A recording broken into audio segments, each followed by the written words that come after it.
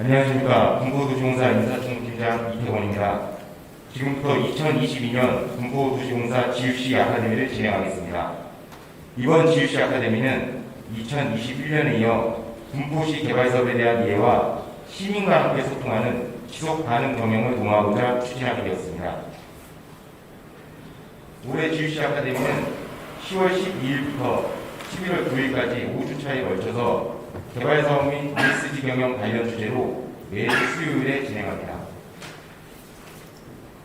강의 내용으로는 1주차 재건축과 리모델링, 2주차 꼭 알아야 하는 정비사업 기본 지식과 정비사업 분쟁 사례, 3주차 출입기자가 본 군포도시공사 혁신 사례와 향후 과제, 4주차 성남시 원도심 정비사업 추진 사례, 5주차 지속가능 발전을 위한 ESG 의미와 실천 과제 순서로 진행합니다.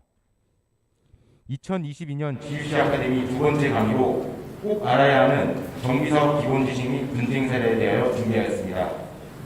오늘 강의를 함께 하시면서 정비사업에 대한 이해로 유익한 시간이 되시길 바랍니다. 본 강의는 군포도시공사 공식 유튜브 채널로 생중계되고 있음을 알려드립니다. 그러면 오늘 우리 군포 시민을 위하여 아주 유익한 강의를 해주실 김조영 강사님을 소개하겠습니다. 강사님은 현재 한국주택학회 이사이시며 법률사무소 국토의 대표 변호사로 재직 중이십니다. 아울러 다수의 구독자가 시청하는 유튜브를 운영하고 계십니다. 국내 정비사업 관련 법률 분야의 최고 전문가이신 김조영 강사님을 큰 박수와 함께 모시겠습니다.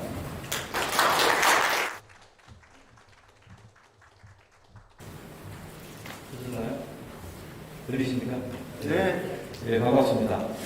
오프라인 강의 참 오래간만에 하네요. 2년 이상 오프라인 강의를 못했다가 오래간만에 하게 됐는데, 오늘 군포가 예전에 비해서 이제 재건축 재개발 정비사업이 활성화되려고 하는 시점인 것 같습니다. 아까 도중에 사장님 말씀 들으니까 여러 가지 노력하신 결과 이제 시초가 시작되는 것 같은데, 그래서 오늘 제가 여러분한테 말씀드릴 내용은 재건축 재개발과 그다음에 소규모 주택 정비 사업이 다 있지만, 소규모 주택 정비 사업은 다 재건축 재개발을 원용하는 경우가 많아요. 중요한 겁니다. 그래서 어떤 의미에서는 소규모 재건축 재개발이 또 가로주택 정비 사업이 규모는 적지만, 그분들은 재건축 재개발 지식도 알아야 되고 또 소규모 재개발도 알아야 됩니다. 그만큼 재건축 재개발 기본적인 게 굉장히 중요하기 때문에 재건축 재개발이 처음부터 끝까지 어떻게 진행되는지를 간략하게 제가 설명을 드리겠습니다. 그래서 이걸 짧은 시간 동안에 하다 보면 조금 복종도 나오고 하지만 가급적 세부적으로 구체적인 거는 쉽게 설명해 가면서 처음부터 끝까지를 한번 진행해 보겠습니다. 제목에 보시면 꼭 알아야 하는 정비사 기본 지식이라고 되어 있어요. 그거는 우리가 재건축 재개발이 어떻게 진행되는지를 모르고서 얘기를 하면 안 됩니다. 아마 이제 사업을 초기 단계부터 진행하시든지 어느 정도 단계에 진행하시다 보면 많은 사람하고 대화를 하게 될 거예요. 그러니까 조합이나 초기 단계에 있는 분들은 협력업체나 다른 사람들이 들어오셔가지고 자기들이 승진되기 위해서 하고, 또 시공사직원도 마찬가지고 아니면 관청하고의 관계도 마찬가지인데, 얘기를 해보면 5분만 얘기해보면 이 사람이 재건축 재개발을 아는구나 모르는구나 금방 알 수 있어요. 왜냐하면 그분들은 여기에 나오는 용어도 모르고 단계도 모릅니다. 우리가 이제 기존의 집을 허물고 지을 때 어떻게 짓는다는 걸 우리가 대충 알잖아요. 어떻게 하죠? 그럼 기존에 건축물이 있으면 허물고, 그 다음에 토평 해가지고 딱 하고, 그 다음에 골조 올라가고, 그 다음에 마감하면 집이 완성되는 거잖아요. 건물도 그렇고. 그런데 그 쉬운 그 단계를 재건축 재개발이라는 용어만 딱 불러오면 몰라요. 모릅니다. 그래서 대화를 해보면 이 양반이 이쪽 일을 제대로 하는 사람이구나 안 하는 사람이구나 금방 알 수 있습니다. 우리 같은 경우도 이제 재건축 재개발 관련된 재판을 많이 변호사로서 들어가게 되는데, 들어가서 재판 한동을 해보고 마침 재판장이 이쪽을 아는구나 모르는구나 금방 알 수 있습니다. 그래서 많이 아시는 재판장 같으면 군더더기 말 써봤자 다 소용없습니다. 메모지에 두세 줄밖에 안 들어가니까. 근데 잘 모르시는 것 같으면 열심히 써야 돼요. 책도 막 붙여주고 이런 식으로. 그래서 여러분께서 오늘 1시간, 2시간 가지고 다 할 수는 없지만, 그래도 나름대로 처음부터 끝까지 조금 지루하지만 해볼 테니까 같이 진행해 보겠습니다. 대략적으로 먼저 제목만 말씀드릴게요. 첫 단계부터 끝 단계까지 어떻게 사업 진행되를 먼저 말씀을 드리겠습니다. 재정 촉진 사업이라는 용어가 나오고 정비 사업이라는 용어가 나오는데 가장 먼저 진행되는 것은 재정비 촉진 지구에서는 재정 촉진 지구를 지정하는 거고, 아마 말씀 들어보면 여기 군포도 아마 재정 촉진을 지정하려는 데도 있는 것 같은데, 그 다음 일반적인 재건축 재개발은 정비 기본 계획입니다. 이 두 개가 틀려요. 같은 게 아닙니다. 재정비 촉진 사업으로 갈 경우는 재정비 촉진 지구를 지정하는 거고, 그 다음에 재건축 재개발 사업으로 가려는 경우에는 정비 기본 계획이라는 용어를 써요. 그래서 두 가지가 다릅니다. 그 다음 두 번째, 재정비 촉진 지구를 지정하면 재정비 촉진 계획이나 구역을 지정을 하고, 그 다음에 정비 계획 쪽으로 나가는 쪽은 정비 기본 계획을 수립한 다음에 정비 계획 결정, 정비 구역 지정이라고 해요. 사업이 두 개가 다릅니다. 결과적으로 합쳐져요. 조금 이따 설명드리겠습니다. 그 다음에 이렇게 이제 구역이 지정되고 나면 그 다음에는 추진위원회를 구성을 해요. 토지동 소유자들이 모여가지고 야 우리 조합 방식으로 가자. 그러니까 우리가 조합 방식으로 가려면 반드시 추진위원회라는 걸 만들어야 되니까 추진위원회를 먼저 만들자라고 해가지고 추진위원회 구성 승인 단계에 들어갑니다. 그런데 추진위원회가 없이 할 수 있는 경우도 있고 꼭 해야만 되는 경우도 있어요. 그것도 좀 이따가 설명드리겠습니다. 그 다음에 추진위원회 구성 승인 되면 조합을 만들어야 되는데 조합을 만들기 위해서는 반드시 창립총회를 해야 돼요. 창립총회에서 조합장도 선출하고 이사감사도 선출하고 대의원도 선출하고 그 다음에 조합 정관도 만들어야 되기 때문에 창립총회를 반드시 하도록 법에 규정화되어 있습니다. 그래서 이렇게 창립총회를 하게 되면 그 다음에 요건에 따라 조합 설립 인가를 할 수 있죠.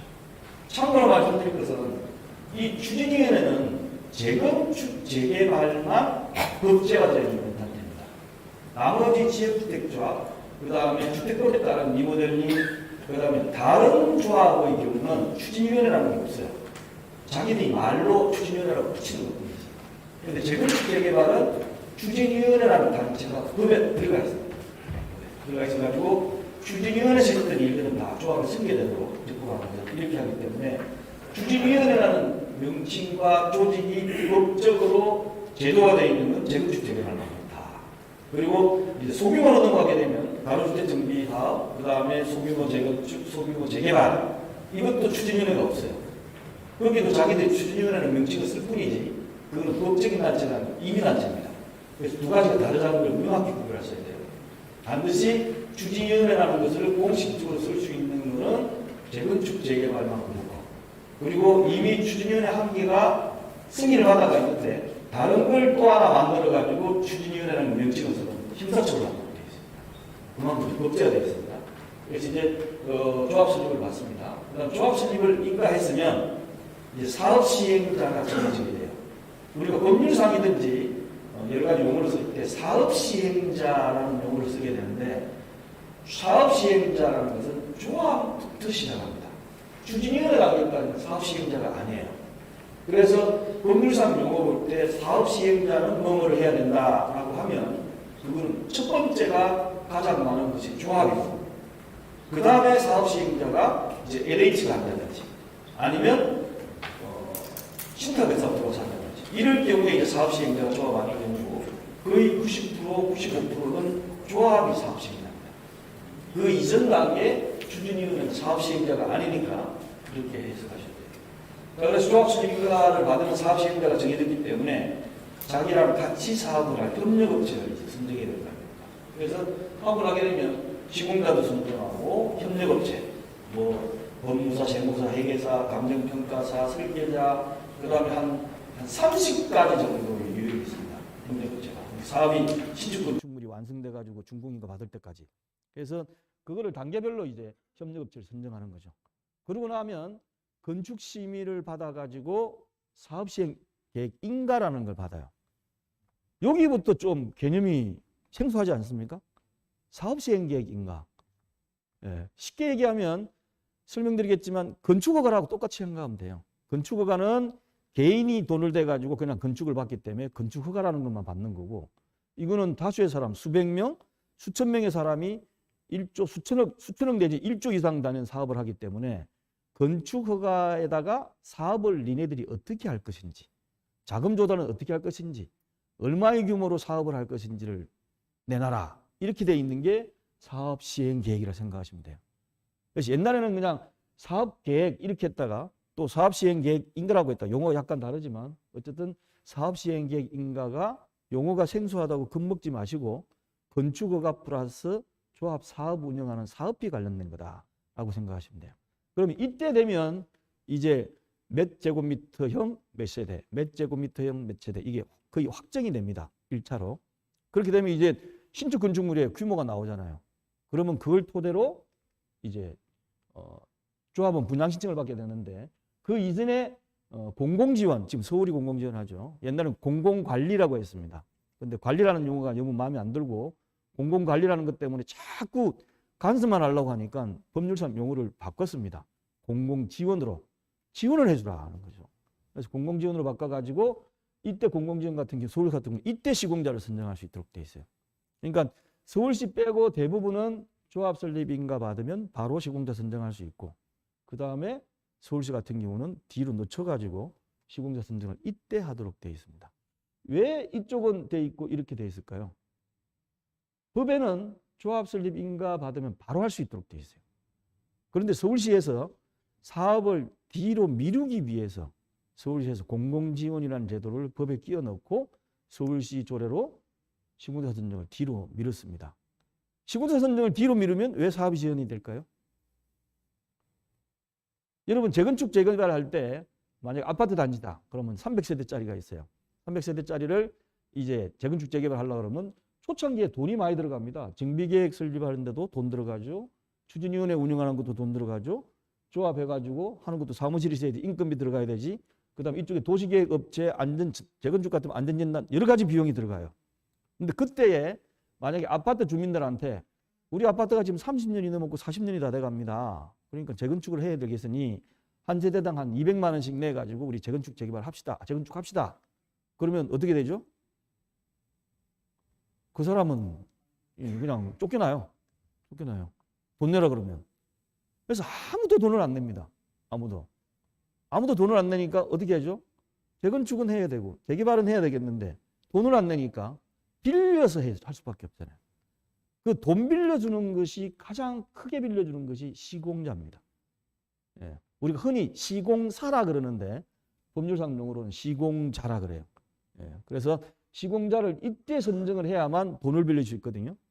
추진위원회 단계에서는 정비사업 전문관리업자, 흔히 말씀하는 정비업체를 선정할 수 있는데 그 정비업체가 빌려주는 돈은 한계가 있어요. 많이 빌려봤자 월 운영비에다가 해가지고 한 1, 2억 정도 이상 넘어가면 정비업체도 못 버팁니다. 사업장이 여러 군데가 수십억이 깔리기 때문에. 그래서 크게 빌리려고 그러면 시공자를 선정해야 되는데 이 시공자를 선정을 이때 안 하고 이때 뒤로 밀어버리면 돈을 대여를 못 받기 때문에 사업을 진행을 안 되는 거죠.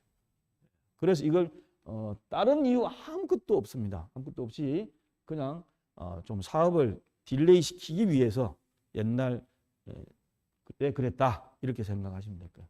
어쨌든 사업시행계획 인가받고 나면 일반적으로 건축 규모가 딱 정해지기 때문에 조합원들을 보고 분양신청하라 그럽니다.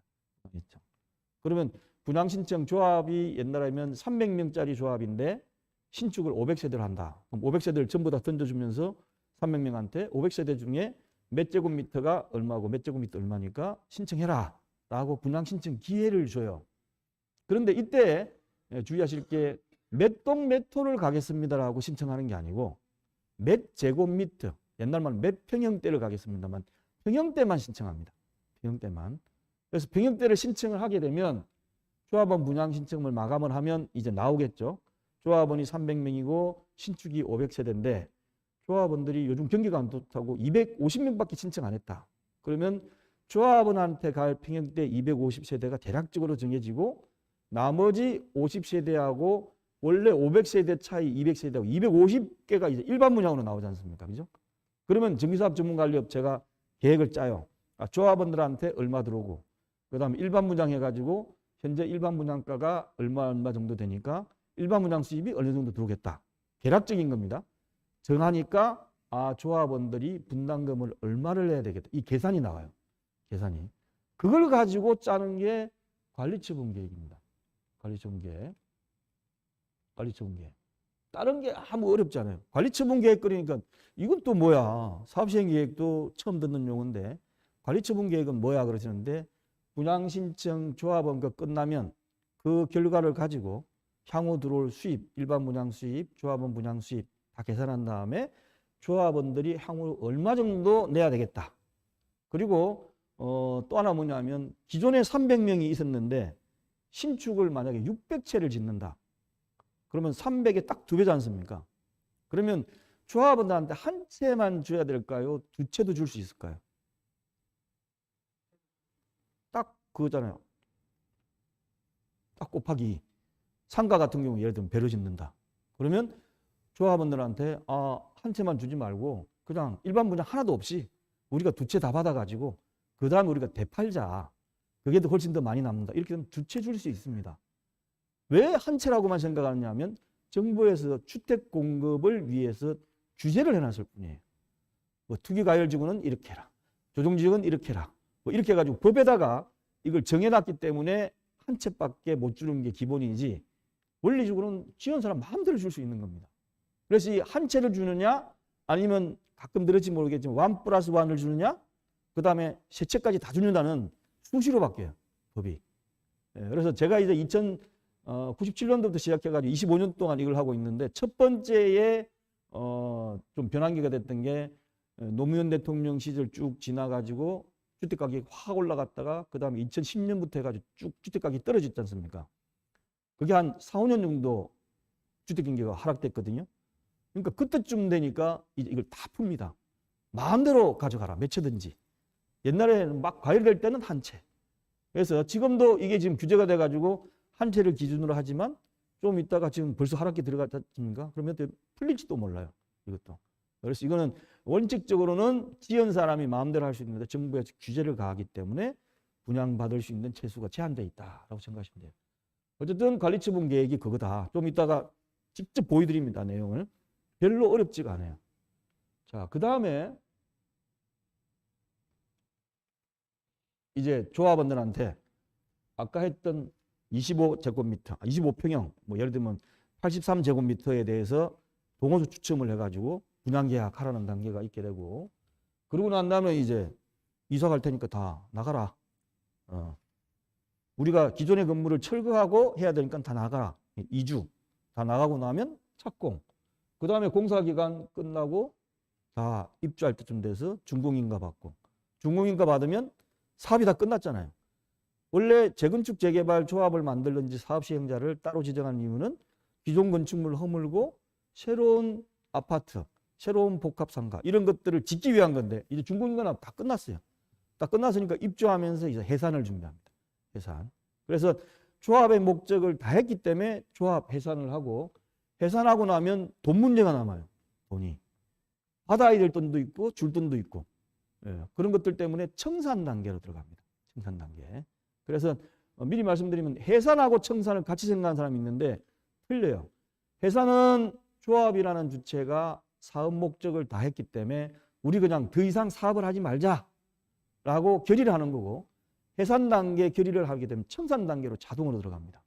그래가지고 남은 기간 동안 개건 재물을 정리한 다음에 그런 다음에 돈 조금이라도 5만 원이라도 남으면 다 돌려주고 그런 다음에 이제 청산 종료를 하면 완전히 사업이 끝나는 거예요.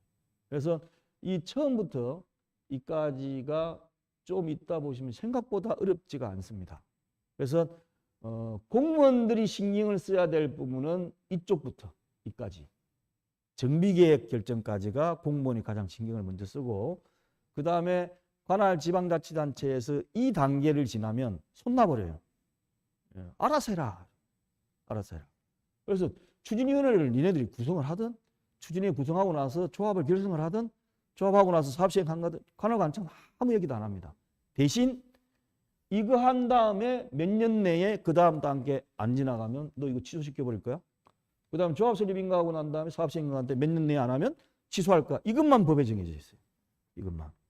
그래서 많은 사람들은 정비계획 해가지고 정비계획을 딱 정해놓으면 그 다음에도 관할관청에서 계속 이것도 하십시오. 저것도 하십시오. 이게 할 줄 아는데 전혀 그렇지가 않습니다.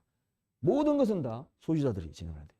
그래서 여기서부터 이까지 단계 진행하는데 어떤 곳은 뭐 한 10년 내에 끝나는 경우도 있고 어떤 데는 20년 동안 하고 있는 경우도 있어요. 예, 제가 2003년도, 2년도 자문했던 조합도 이제 해산청산 했는 데도 있으니까 여러 가지 부동산 경기와 맞물려 있지만 어떻습니까? 그렇습니다. 그래서 제가 직접적으로 한번 경험해 보면 정비구역이 지정이 되면 본격적으로 이제 사업이 진행될 수 있는데 그때부터 입주할 때까지 한 7, 8년이면 충분히 될 것 같아요. 충분히. 공사기간 포함해서. 자, 1000세대를 지나 3000세대를 지나 제가 3600, 4000세대까지 제가 해봤으니까 공사기는 36개월 똑같아요. 예, 희한하죠. 1000세대를 지는데 36개월 걸리면 나머지 3000세대 지면 3배가 걸려야 되는데 그렇지가 않습니다. 투입을 많이 해서 그런지 똑같이 3년 정도, 짧으면 30개월 정도이기 때문에 그거 빼면 추진위부터 착공할 때까지 4년이면 충분하다고 저는 봅니다. 4년이면. 어떤 경우는 추진위원회 구성승인 받고 조합 설립 인가까지 6개월 만에 다 갑니다. 6개월 만에 다 갔기 때문에 왜 6개월 만에 갈 수 있는지 좀 이따 설명드릴게요. 그래서 이걸 기본적으로 개념에 넣고 그 다음에 하나씩 제가 이제 예시를 보여드리면서 진행을 하도록 하겠습니다. 그래서 한 50분까지 하고 10분 쉬었다가 그 다음 나머지 또 하고 질문 답변 받는 식으로 시작하겠습니다. 제일 첫 번째가 이제 정비 기본계획 수립 단계입니다. 재정비 촉진지구하고 정비 기본 계획인데 이 두 가지가 아까 제가 다르다고 말씀을 드렸습니다. 왜냐하면 정비 기본 계획이라는 개념은 도시 및 주거환경 정비법이 2003년도 7월 1일부터 시행이 됐어요.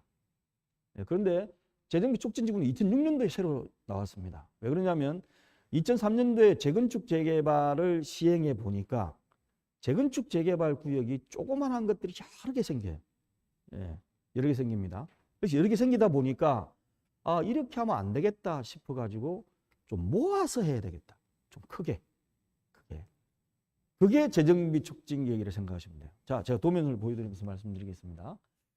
재정비 촉진지구는 도시재정비 촉진을 위한 특별법이라는 법에 의해 가지고 지정을 하게 되고 정비기본계획은 도시 및 주거환경 정비법이라는 것을 따라가요. 어떻게 되어 있냐면 조문에 보면 도시주거환경 정비기본계획을 수립을 이렇게 하라고 나와 있는데 자세한 내용은 좀 이따가 설명드리는 게 제가 더 나을 것 같고 기본적으로는 여기 있는 거 보면 여기 이거부터 설명드리는 게 낫겠네요. 이게 이제 재건축 재개발을 했을 때의 단지입니다. 재건축 재개발을 해보니까 요렇게 조그만하게 요렇게 조그만하게 요렇게 조그만하게 각각 하다 보니까 여기 보면 이 사업이 재건축 사업인지 재개발 사업인지 색깔별로 다르거든요. 해보니까 너무 그렇게 크지 않으면서 이걸 진행을 하다 보니까 사업이 이제 도시계획 측면에서 안 맞아요. 여러 군데를 한꺼번에 모아놓으면 간선도로 크게 뚫어버리고 그 다음에 공원도 공통으로 만들고 학교도 적정한 데 배치하고 이렇게 할 텐데 2003년도부터 해가지고 한 2, 3년을 해보니까 이렇게 조그만하게 이것도 한 구역입니다. 이것도 빨간색도 하니까 안 되겠다. 이래가지고 묶어서 해야 돼요. 묶어서 여러 개를. 예. 그게 바로 재정비 촉진 계획이에요. 다른 개념 아무것도 없습니다. 조그만하게 해두니까 너무 난개발도 생기고 나름대로 규모가 그래도 있다고 해가지고 재건축 재개발 단지를 만들었더니만 이것들이 너무 각각 해가지고 안 되겠더라. 그러니까 도시계획을 좀 크게 만들자. 이래가지고 시 전체를 재정비 촉진 지구를 이렇게 크게 듬성듬성하게 이렇게 만들어요. 듬성듬성하게. 그러기 위해서 만든 게 재정비 촉진 관련된 특별법입니다. 재정비 촉진 관련된 특별법. 그래서 여기 보시면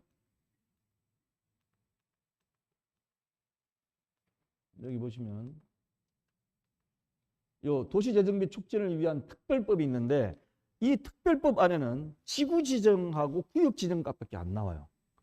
그래서 이러이러한 경우는 좀 여러 개를 묶어가지고 재정비 촉진 지역, 지구, 재정비 촉진 구역을 만든다라는 것만 나와 있고 대신 그냥 자기들 나름대로 하려는 것을 묶어놓으면 안 따라오니까 메리트를 줍니다. 용적률도 더 주고 뭐도 더 주고 조금 더 줘가지고 크게 지정을 해요.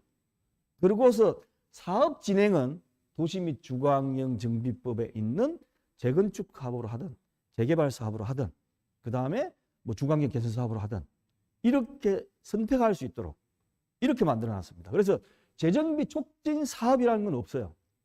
재정비 촉진 사업. 가장 먼저 시작한 데가 광명시입니다.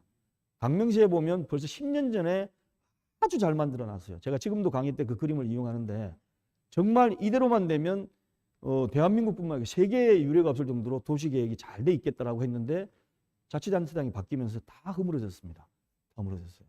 그래서 거기는 이렇게 사업을 이렇게 묶음으로만 해놓고 그 다음에 묶음으로 해놓은 데에서 그 안에 재개발 사업 방식으로 가든 재건축 사업으로 가든 그 안에서 도시 및 주거환경 정비법으로 오도록 되어 있어요. 그래서 특별법을 보면 지정까지만 딱 있고 그 다음에는 도시 및 주거환경 정비법을 다시 봐야 됩니다.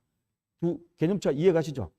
예, 그렇게 진행되는 게 이건데 그러면 이제 기본적으로 한번 보겠습니다. 구체적으로. 재정비 촉진지구가 그거니까 일반적으로 재개발 재건축에 있는 기본 계획을 이제 수립하는 건데 쉽게 말씀드리면 기본 계획은 군포시면 군포시 전체에 대한 계획을 세우는 겁니다. 10년 단위로 세워요.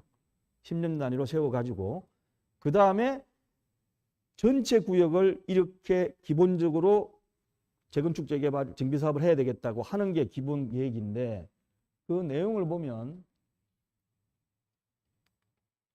정비 기본 계획 안에 이러이러한 걸 들어가라라고 되어 있지만 우리하고 관심 있는 건 별로 없습니다. 거의 없고 이거는 이제 도시계획 짜는 사람들이 알아야 될 부분이니까 가장 관심이 있는 게 우리 지역은 언제쯤 할 수 있느냐가 나와요. 정비 예정구역이라 그래가지고 도시 전체를 계획하다 보니까 어느 동은 노후도를 볼 적에 2027년도에 재개발 사업을 할 수 있겠다.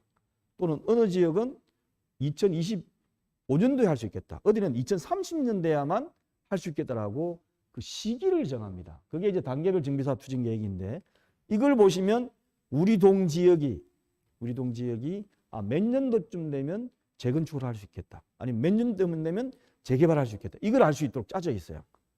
여기에도 안 들어가 있다. 그러면 그 다음을 기다려야 됩니다. 여기도 안 들어가 있으면. 그래서 10년 단위로 이걸 짜도록 되어 있기 때문에 이때 대략적으로 이걸 이제 정해요.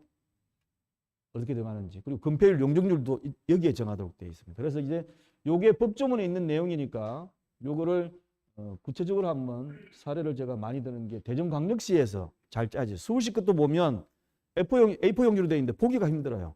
그래서 대전 게 잘 되어 있기 때문에 제가 설명을 드리는데 대전광역시 책자로 나온 정비 기본 계획을 보면 처음부터 쭉 1페이지부터 많은 양이 나옵니다. 그런데 이걸 이제 330페이지까지 있는데 혹시 최근에 나온 걸 하나 어디서 입수해 보시면 이 안에 쭉 읽어보시면 이런 식으로 짜지는구나 라는 걸 알 수 있어요. 이거는 어디에도 안 나옵니다. 책에도 안 나와요. 입수해서 보시면 그 안에 내용이 쭉 다 나오니까 보시되 우리가 관심을 가지고 볼 부분은 바로 이 부분입니다. 정비예정구역별 계획. 아까 제가 말씀드린 게 무슨 동에 있는 우리 단지는 언제쯤 할 건지 그게 나오거든요. 그래서 그 부분을 딱 보면 이렇게 나옵니다.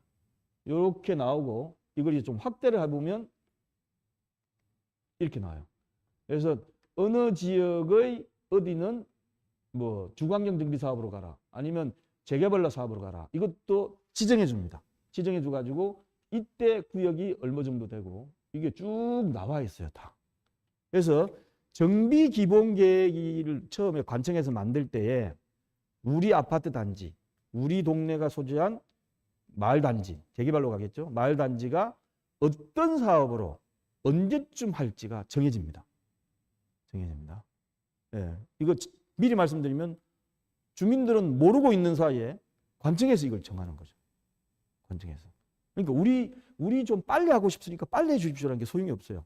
노후도라든지 여러 가지 다 맞아야 되기 때문에 그래서 이런 식으로 도시 전체에 대해서 어떤 구역에 어떤 사업은 어떻게 한다고 미리 정해놓습니다. 그래서 조금 더 그 다음 페이지 구체적으로 나오는 게 뭐 동구 중에 신흥동 이쪽은 재개발 사업, 그 다음에 상부역은 신흥동, 파남동은 재건축 사업으로 이런 식으로 다 기본 계획에 짜놔봐요.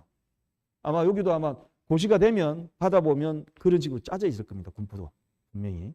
그래서 그걸 보시면 어떻게 된다는 걸 알 수 있으니까 그냥 이런 식으로 기본 계획이 짜진다라는 정도만 생각을 하시면 될 거예요. 그게 이제 아까 말씀드린 것처럼 그림으로 내면 이런 식으로 돼 있고 요 조그만한 거는 개별적으로 사업을 다 하는 거고 이거는 재정비 촉진직으로 크게 정해가지고 같이 하는 거. 이렇게 도면을 보시면 돼요. 그래서 어떤 의미에서는 이게 그 자기가 있는 위치를 지도를 보고 번호를 찾아가면 더 빠를 수도 있습니다. 찾는 게.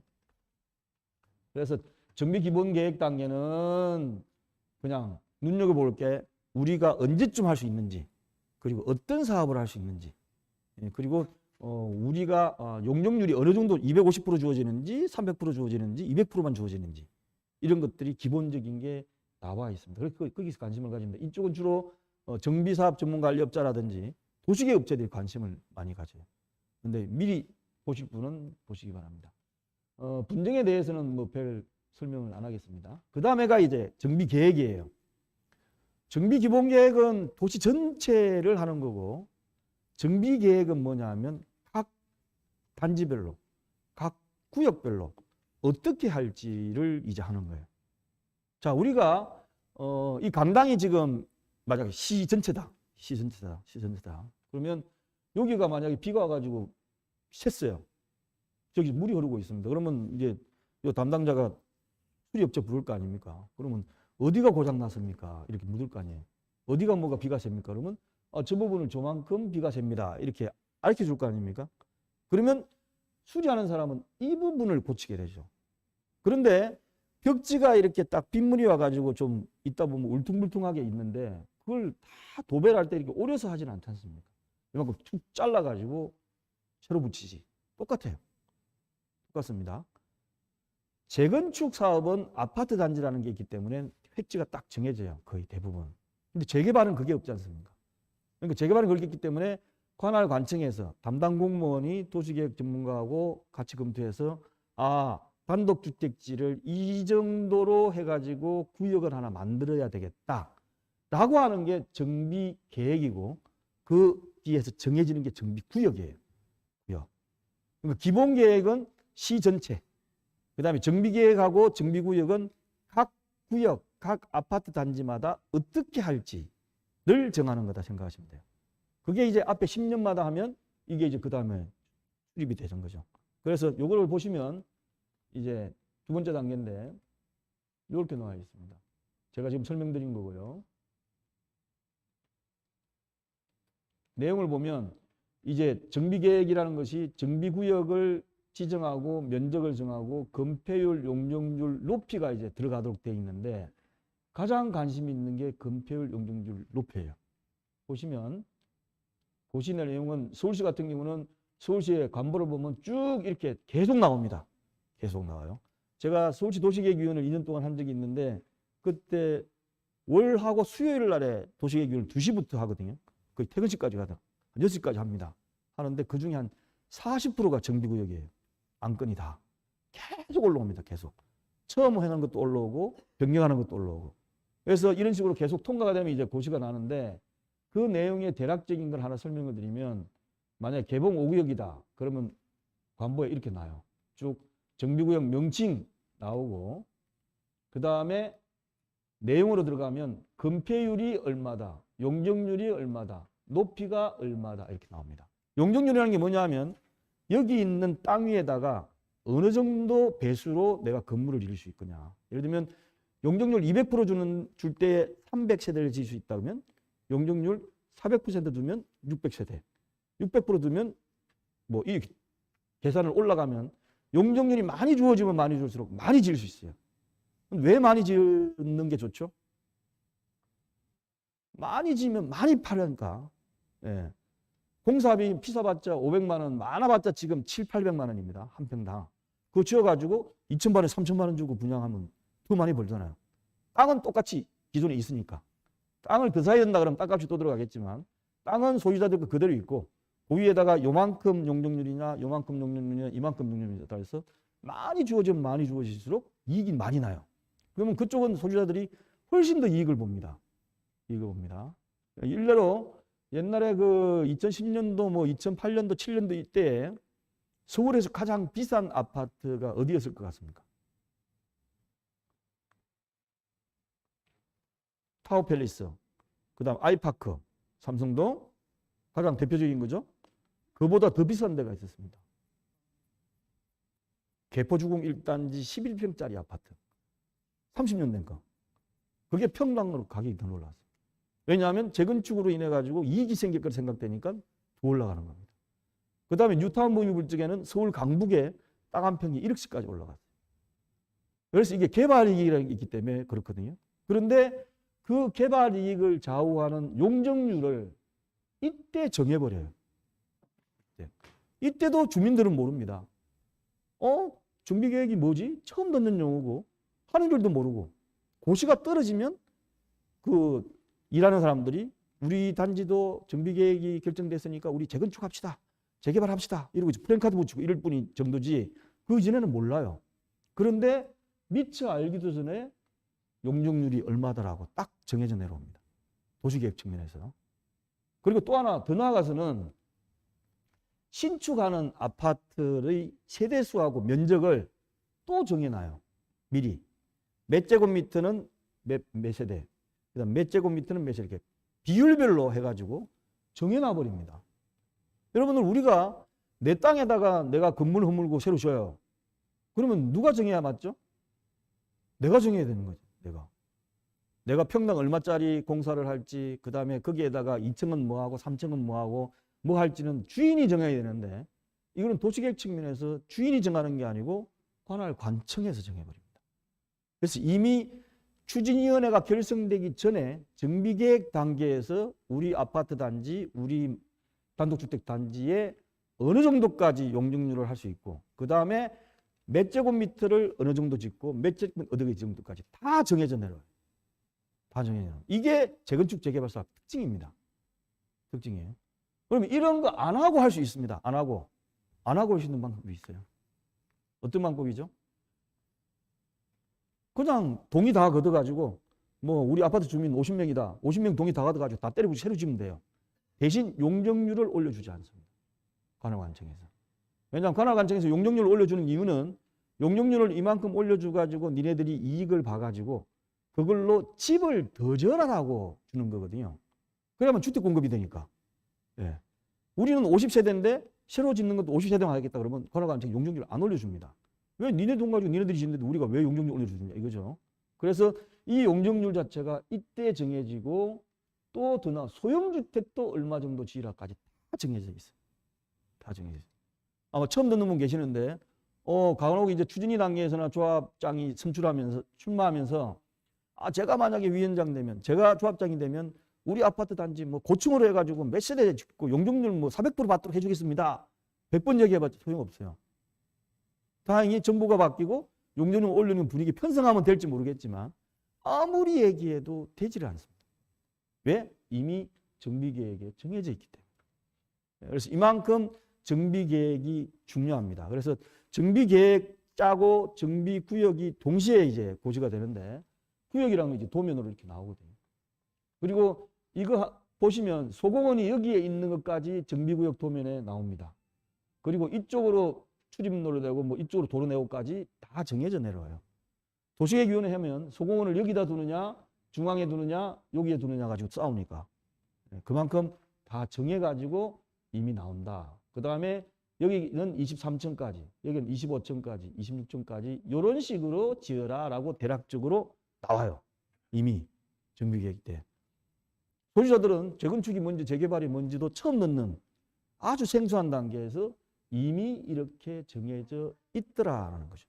그래서 제가 이걸 시간을 많이 두고 강의 드리는 이유는 재건축 재개발은 어쨌든 수익입니다.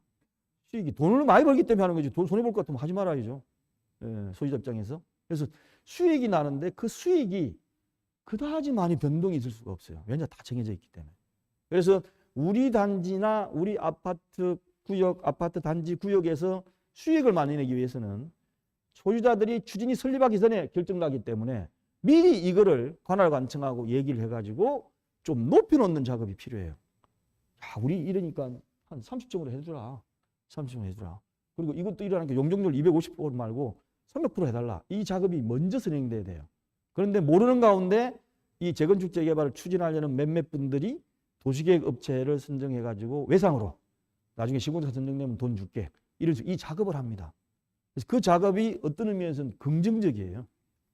자기들이 나중에 추진현장 조합장 해먹으려고 하는 게 아니고 그렇게 해가지고 노력을 해야만 이게 조금 더 좋게끔 날 수가 있습니다. 그래서 이 정비 기본계획, 정비계획이 그렇게 중요하다는 것을 먼저 개념에 두시고 나중에 내가 조합장이 되더라도 이거를 뒤틀기는 쉽지가 않아요. 그래서 내가 조합장 되면 뭐 하겠다. 뭐 이거 다 약간의 노력밖에 안 되는 거니까 그렇게 개념을 잡으시기 바랍니다. 자, 이제 요거에 보면 이걸 뭐 간단하게 말씀드리면 아까 제가 말씀드린 것처럼 이렇게 이제 재개발 구역을 껐거든요. 근데 이게 희한하게 끊었지 않습니까? 그러면 이쪽 지역은 야, 내 건 빼주지 왜 넣냐라고 소송을 걸고 저쪽 지역은 야, 우리도 포함시켜주지 왜 넣냐 이렇게 소송이 가끔 걸려오는 경우가 있습니다. 근데 그 소송을 제가 경기도 고문변호사 10년 하면서 제가 다 전담을 했었는데 한 건 빼고는 지는 적이 없어요. 왜냐하면 나름대로 다 이유가 있습니다. 다 이유가 있기 때문에 선을 이렇게 긋는 거거든요. 그래서 저보고 이제 가끔 서울도 그렇고 다 이제 이거 좀 소송을 해서라도 좀 받아달라 그러는데 저는 안 됩니다. 다 돌려보내요. 예. 가능성이 거의 없어요. 다 이유가 있기 때문에. 예. 그래서 이런 식으로 돼 있는 구역에 대해서 분쟁이 일어나는 정도다라고 생각하시면 됩니다. 자, 그 다음에 이제 추진위원회입니다. 추진위원회. 추진위원회인데 이 추진위원회는 이제 정비계획구역이 딱 정해지면 그 다음에 할 수 있도록 되어 있어요. 그 이전에는 못합니다. 해봤자 가칭 추진위원회 또는 준비위원회 정도고 정식 추진위원회 명칭을 쓸 수가 없어요. 그런데 이제 이 추진위원회는 조합으로 가려면 서울을 빼고는 무조건 의무적으로 먼저 만들어야 됩니다. 조합 방식으로 가려면. 그러니까 옛날에는 조합 방식으로 바로 들어가도록 되어 있는데 그렇게 해놓으니까 각 구역별로 추진위원회가 2개, 3개씩 막 남발해가지고 너무 싸우니까 법에다가 추진위원회를 집어넣어 버렸어요. 그리고 각 구역별로 추진위원회는 1개만 할 수 있습니다. 1개만. 그런데 그 추진위원회를 구성하려고 그러면 요건이 정해져 있어요.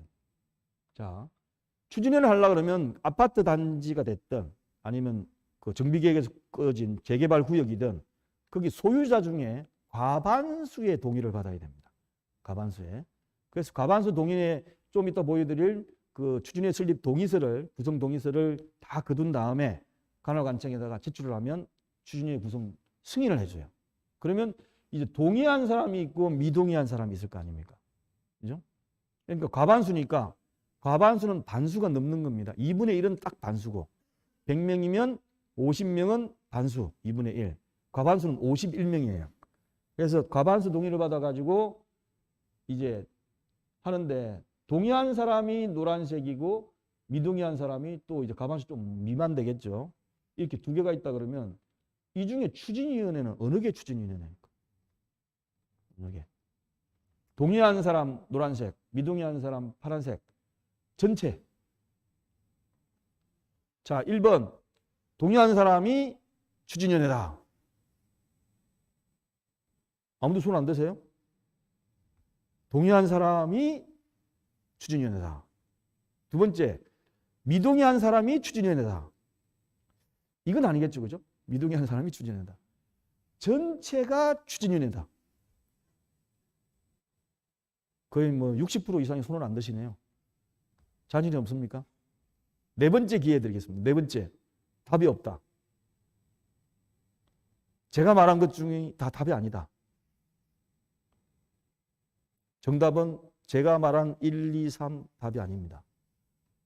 추진위원회는 동의한 사람들만의 모임도 추진위원회가 아니고 미동의한 사람은 더더욱 아니고 전체도 추진위원회가 아니에요.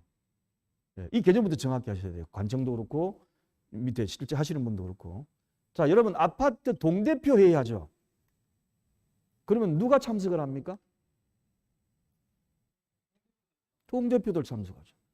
초등학교 반장 모임. 그럼 누가 참석하죠? 반장이 참석하잖아요. 그죠? 그럼 추진위원회는 누가 참석할까요?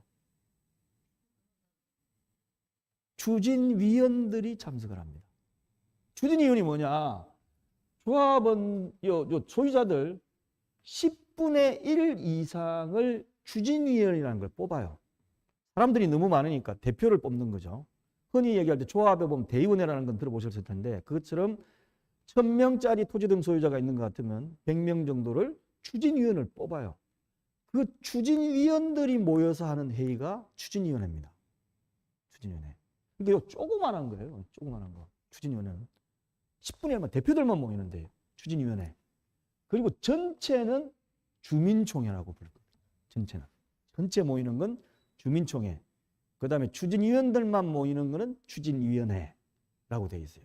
그래서 10분의 1로 되어 있는 추진위원회를 조합 설립하기 전에 사업을 진행하기 위해서 만들겠습니다 해가지고 신청서를 내가지고 승인 난 게 추진위원회예요.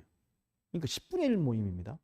그러면 과반수밖에 동의를 안 했기 때문에 나머지 사람들은 호응도가 없는 상태고 또 10분의 1한테 너무 많은 권한을 주게 되면 지네들끼리 다 해먹을 거 아니에요. 그래서 거의 권한을 안 줘놨습니다. 안 줘놓고 추진위원회는 이러이러한 것을 사업만 추진할 수 있도록만 권한을 주고 대부분은 전체 모임인 주민총회에서 정하도록 딱 정해놔버렸어요. 그래서 누가 협력업체 선정이든 뭐든 미리 가가지고 추진위원장 만나고 추진위원을 만나고 하는 거는 그 사람이 도장 찍는다고 다 되는 건 아니에요. 반드시 주민총회를 거쳐야 되는데 그 사람이 실질적으로 집행을 할 수 있는 권한이 있기 때문에 그 사람을 접촉을 하는 거지 거기서 결정할 수 있는 건 아무것도 없습니다. 대부분은 다 전체인 주민총회에서 할 수 있도록 되어 있어요. 그래서 조합에도 그 정관이라는 게 있듯이 추진위원회도 운영규정이라는 게 있어요. 추진위원회를 구성하기 위한 운영규정인데 조금 전에 말씀드린 것처럼 추진위원회라는 것이 10분의 1이기 때문에 이 사람한테는 권한을 주면 안 되는 거죠. 그래서 10분의 1이라는 사람한테 정비사업 추진위원회를 운영할 수 있는 규정을 네 마음대로 만들어라 그러면 지 입맛대로 만들 거 아니에요. 지 입맛대로. 그래서 국토부에서 안 된다 해가지고 추진위원회 운영규정이라는 것을 만들어줍니다. 아예.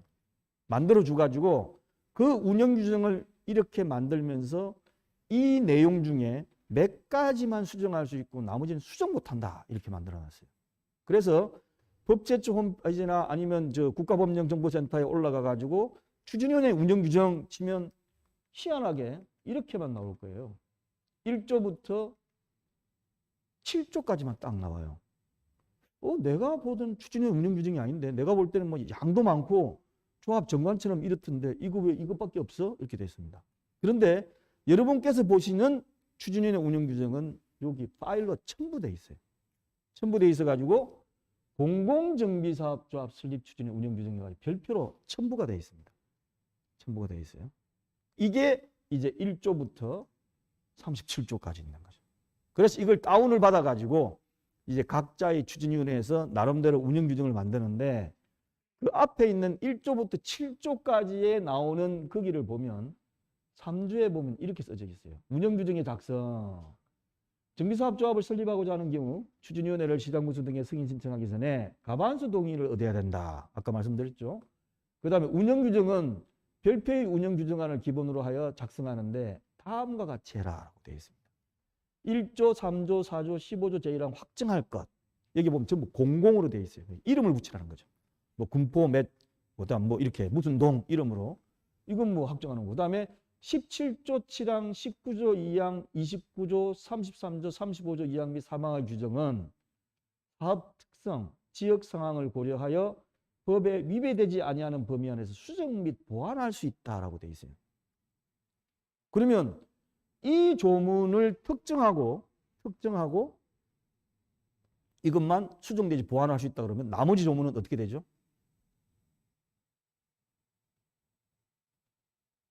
나머지 조문은 손을 댈 수 있습니까? 없습니까? 손을 댈 수가 없어요. 예. 군대 갔다 온 사람 다 알죠? 네모만에 다 집합한 다음에 두 명 야, 니네 두 명은 몇 시부터 몇 시까지 PX 갔다 올 수 있어. 이러면 나머지는 PX 못 가는 겁니다. 그죠? 이것도 이 조문은 수정할 수 있다라고 되어 있으니까 나머지 조문은 손을 못 대는 거예요. 그래서 대한민국에 있는 추진위원회 운영규정은 다 동일하다 생각하시면 돼요.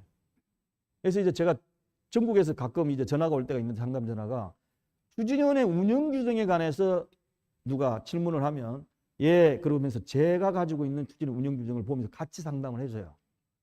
근데 조합정관을 물어보면 조합정관을 보내주십시오. 이렇게 합니다. 조합정관. 이 부분만 잘라서 주지 말고 전체를 보내주십시오. 왜냐하면 앞뒤 조문을 다 봐야 되니까. 그래서 조합정관은 나중에 보시겠지만 수정할 수 있고 마음대로. 대신 법에 위반되는 거 안 됩니다. 추진위원회 운영 규정은 똑같아요. 전국이 똑같다 생각하시면 됩니다. 예, 그래서 이게 특징이다라고 생각하시되 대신 이제 그런 식으로 추진위원회를 구성하려고 그러면 어떻게 해야 되느냐. 법에 동의서 양식이 딱 정해져 있습니다. 동의서 양식 정해져 있어가지고 이 동의서 양식을 가지고 받아야 돼요. 과반수를. 그런데 그냥 받는 것이 아니고 행정기관에서 연번을 부여합니다. 하도 위조가 자꾸 시비가 부르니까 뭐 100-1 이제 100장을 먼저 주는데 연번을 하는 거죠. 그래가지고 그거 어느 정도 쓰면 또 오십시오. 이렇게 하면 한꺼번에 안 주고 예를 들면 1000명짜리 소재가 있다 그러면 1000장을 한꺼번에 잘 안 주더라고요. 예, 자꾸 위조가 되고 남발이 되니까. 그래서 100장 주고 또 오면 100장 주고. 근데 이쪽에서 하려고 하는데 다른 팀에서 와서 또 달라 그래. 그럼 또 줍니다. 또 줍니다. 그래서 둘 중에 하나가 먼저 과반수를 얻어가지고 접수하면 끝이에요. 접수하면 그쪽이 추진위원회가 되는 겁니다. 대신 요 안에 보시면 동의서 안에 위원장하고 감사하고 부위원장, 추진위원 이름을 다 적도록 되어 있어요. 그러니까 나도 추진위원장 하고 싶고 홍길동도 추진위원장 하고 싶으면 나는 연번 받아가지고 내 이름을 위원장으로 쓴 다음에 감사 누구 적고 추진위원장 10분의 1 되는 숫자 적어야 됩니다.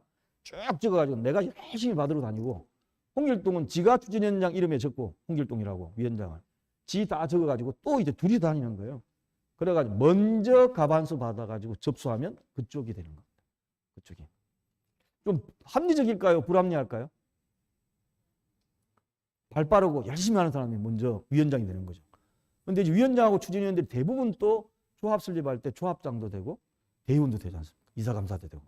그러니까 첫 단추를 잘못 끼면 안 되거든요. 그래서 서울시가 독특하게 달리 해놨습니다. 달리 해놨는데 서울시만 틀려요. 서울시는 지금 법에 나와 있는 것처럼 추진위원회 구성 동의서를 해가지고 지 마음대로 지가 위원장 하겠다고 써가지고 쭉 해가지고 먼저 접수하다 보니까 나중에 좀 문제가 있더라. 예, 많은 사람들은 그냥 정중동하고 있는 가운데서 누가 설쳐가지고 하면서 그 다음에 각종 비리를 다 저지르면 안 되겠더라. 이래가지고 서울시는 예비 추진위원장, 예비 감사를 주민총회에서 먼저 뽑도록 돼 있어요. 먼저. 그래서 이제 주민들이 보고 딱 여러 사람을 뽑으라면 헷갈리니까 딱 위원장하고 감사 둘만 뽑는데 명칭이 예비 추진위원장하고 예비 감사예요. 그 사람을 총회를 통해 가지고 선출을 합니다. 입후보를 다 한 다음에 두 사람 중에 누가 나갈지 아니면 여러 사람이 나오면 여러 사람 중에 누가 나갈지는 대충 이제 같은 주민이니까 알 수도 있을 거 아닙니까? 그래서 그 사람을 먼저 위원장과 감사로 예비로 뽑아요. 그럼 누가 당선될 거 아닙니까? 그 사람이 위원장 자리, 감사 자리에다 이름을 적고 나머지 추진위원들은 자기가 가가지고 추진 좀 해주십시오. 이걸 받아가지고 적은 다음에 이제 과반수를 걷는 거예요. 과반수를. 그런 다음에 이제 신청하면 나오도록 되어 있습니다. 그래서 서울은 약간 2단계가 한 번 더 있다. 예비 추진위원장, 예비 감사. 이건 다음에 이제 한다고 좀 합리적으로 되어 있습니다. 그래서 이 단계에서 이제 하는데 각종 소송은 이제 다 동의율이죠. 승인할 때 동의율 과반수 얻은 거 잘못 얻었다 뭐 이런 식으로 나오니까 여러분께서 이제 고시가 나게 되면 제일 먼저 할 게 추진위원회인데 중요하게 보셔야 될 게 추진위원회 그 개념, 그 다음에 추진위원회를 어떻게 구성할 수 있는지 거기에 관해서 미리 알아주셔야 될 거예요. 그래서 어떤 의미에서는 야 먼저 걷어가지고 가면 되더라. 이게 키포인트입니다. 서울 빼고는. 그래서 전부 구성동의서 자세히 제가 동의서 올린 거예요. 구성동의서 설명하는 걸 다 들어보시고 거기에 맞춰가지고 양식을 다 작성한 다음에 접수하면 승인이 나오도록 되어 있어요. 그래서 이것까지가 이제 추진위원회 관련된 거다라고 생각하시면 돼요. 주로 이제 분쟁이 일어나는 것은 동의율이 부족하다든지 아니면 보통 정비사업 전문관리업체, 정비업체를 선정할 수 있는데 이거 뭐 잘못 선정했다든지 이 정도. 그 다음에 추진위원장 뽑아놨더니만 영 뭐 마음에 안 들더라가지고 해임을 할 경우에 해임 관련된 정도. 이 정도가 이쪽 단계에서의 분쟁입니다. 그래서 지금 좀 시간을 할애해가지고 정비기본계획, 정비계획, 추진위원회까지 왔습니다. 추진위원회까지 왔는데 아마 여러분들이 접하는 그거는 이제 거의 기본 계획을 지금 아마 사장님 얘기 들으니까 고시를 하는 것 같고, 그 다음에 이제 정비구역을 어떻게 지정할지. 그때 중요한 게 뭐죠? 용적률입니다. 용적률. 어떻게 해야 될지. 그 다음에 하고 나면 추진위원회를 어떻게 구성해야 돼. 여기까지가 아마 앞으로 군포시가 아마 당하게 될 가장 첫 번째일 것 같아요. 그렇죠. 이 부분에 대해서 좀 관심을 가지시고, 이제 창립총회하고 조합 설립해가지고 해산 청산 때까지는 한 10분 쉬었다가 그 다음 시간에 또 하도록 하겠습니다. 예, 10분만 쉬고 3시 5분에 다시 하도록 할게요. 돼요? 예. 다음 네 번째, 창립총회하고 조합 설립인가 단계입니다. 요걸 이 앞에 있는 표를 보시면 이제 정비 기본계획, 정비계획, 그 다음에 추진위원회 구성승인, 창립총회인데, 조금 전에 강의 끝나고 말씀드리니까 군포지역은 대부분 다 신탁회사가 지금 들어오는 걸로 모유가 체결되어 있다라고 하는데, 그 신탁회사가 들어오는 시기가 이때 들어오는 거예요. 이때.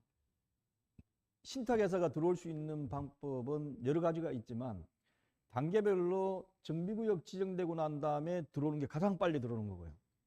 그 다음에 추진위원회가 이미 설립돼 있다. 그래도 들어올 수 있습니다. 왜냐하면 추진위원회는 아직까지 사업 시행자가 아니기 때문에 신탁회사가 자기가 사업 시행자가 되는 걸로 동의를 받아가지고 들어올 수 있어요. 그 다음에 조합 설립이 돼 있다. 그래도 조합원들이 야 우리 조합 도대체 이거 뭐 조합 집행부 마음에 안 들고 맨날 하다 보니까 뭐 감옥 가고 이러던데 그냥 해산시켜버리고 사업 시행자로 신탁회사를 바꾸자. 이래도 들어올 수 있습니다.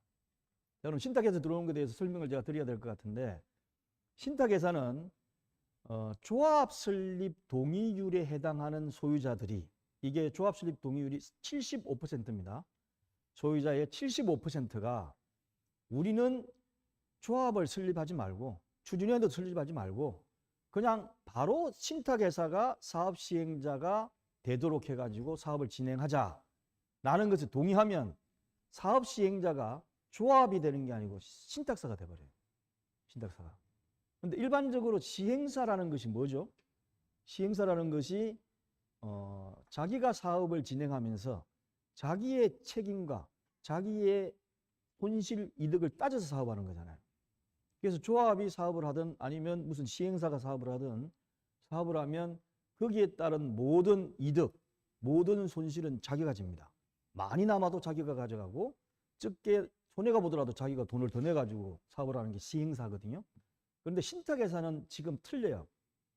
신탁회사는 신탁회사를 사업 시행자로 지정하자라고 해가지고 조합 설립 동의율 75% 사람이 동의를 해서 관할관청에 승인을 받더라도 현재 신탁사가 사업 시행자로 들어오면서 손해와 이익을 자기가 다 가지고 자기 책임으로 들어오겠다라고 안 들어와요. 제한이. 제한 자체가 어떻게 들어오냐면 그냥 총 사업 비용의 몇 %를 수수료를 주면 자기가 그 수수료를 받고 나머지 사업을 진행하도록 하겠습니다라는 거예요.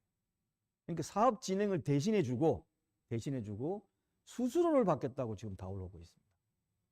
그러다 보니까 완전 자기 책임으로 하는 게 아니니까 일반적으로 토지 등 소유자의 의견을 들어야 될 거 아닙니까? 그러니까 조합 대신에 정비사업위원회라는 걸 만들어요.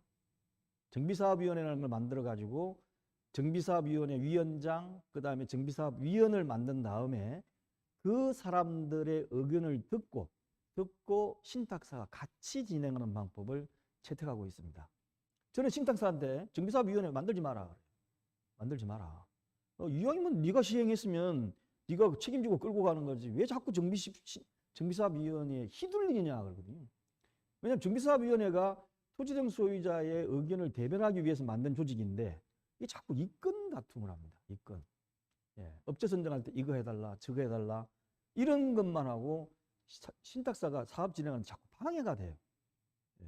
그러다 보니까 이제 그 차라리 두지 말자 그러는데 지금까지는 기존에 있던 일을 추진하는 사람을 흡수를 해야만 신탁사를 사업 시행자로 지정해 주는 경향이 많다 보니까 그렇게 하고 있는 것 같아요. 그렇지만 정비사업위원회는 임의단체입니다. 법에 아무런 내용이 없는 임의단체이기 때문에 그게 뭐 자료공개 책임이란 것도 주어지지 않고 아무것도 주어지지 않아요. 책임이. 다신 신탁사하고 의견 조율을 할 수 있도록 만들어 놓는데 자꾸 충돌이 일어나고 있는 그런 현상입니다. 그래서 주로 이제 토지등 소유자들이 야 보니까 문제가 뭐 조합 집행부도 문제가 많고 뭐 옆에 교도소도 가깝지 않습니까? 맨날 이게 들락날락거리고 하니까 우리는 그냥 공정하게 신탁사는 그래도 좀 믿을 만하니 그쪽에다 맡기자. 이렇게 75%가 동의하면 대책이 없어요. 75%가 동의하고 그 다음에 땅 3분의 1을 신탁 등기를 하면 선정될 수 있도록 되어 있습니다. 그래서 그쪽으로 가는데 이점이 뭐냐면 추진위원회 구성 전에 신탁회사를 선정해버리면 이거 안 해도 되죠. 창립총회 안 해도 되죠. 조합 설립 인가 안 받아도 됩니다. 바로 사업시행 인가로 가요. 대신 사업시행 인가라는 것이 건축심의라는 걸 받아야 사업시행 인가를 받기 때문에 조합 설립까지만 좀 이점이 있습니다. 기간상. 그래서 추진위원회 구성 승인 받고 조합 설립까지 한 1년 걸린다 그러면 통상적으로 1년을 빨리 사업이 진행될 수 있어요. 그 이후부터 똑같습니다. 그 다음부터는 똑같기 때문에 신탁사가 한다고 해서 신탁사가 이 사업을 자금을 다 대는 것도 아니고 그럴 정도의 능력도 없습니다. 신탁사는. 기초적인 자금은 신탁사가 대주겠지만 궁극적으로는 다 시공사 통해가지고 자금 대여받고 이런 경우가 많기 때문에 신탁사가 하게 되면 기간이 짧아진다. 그 다음에 전문가다.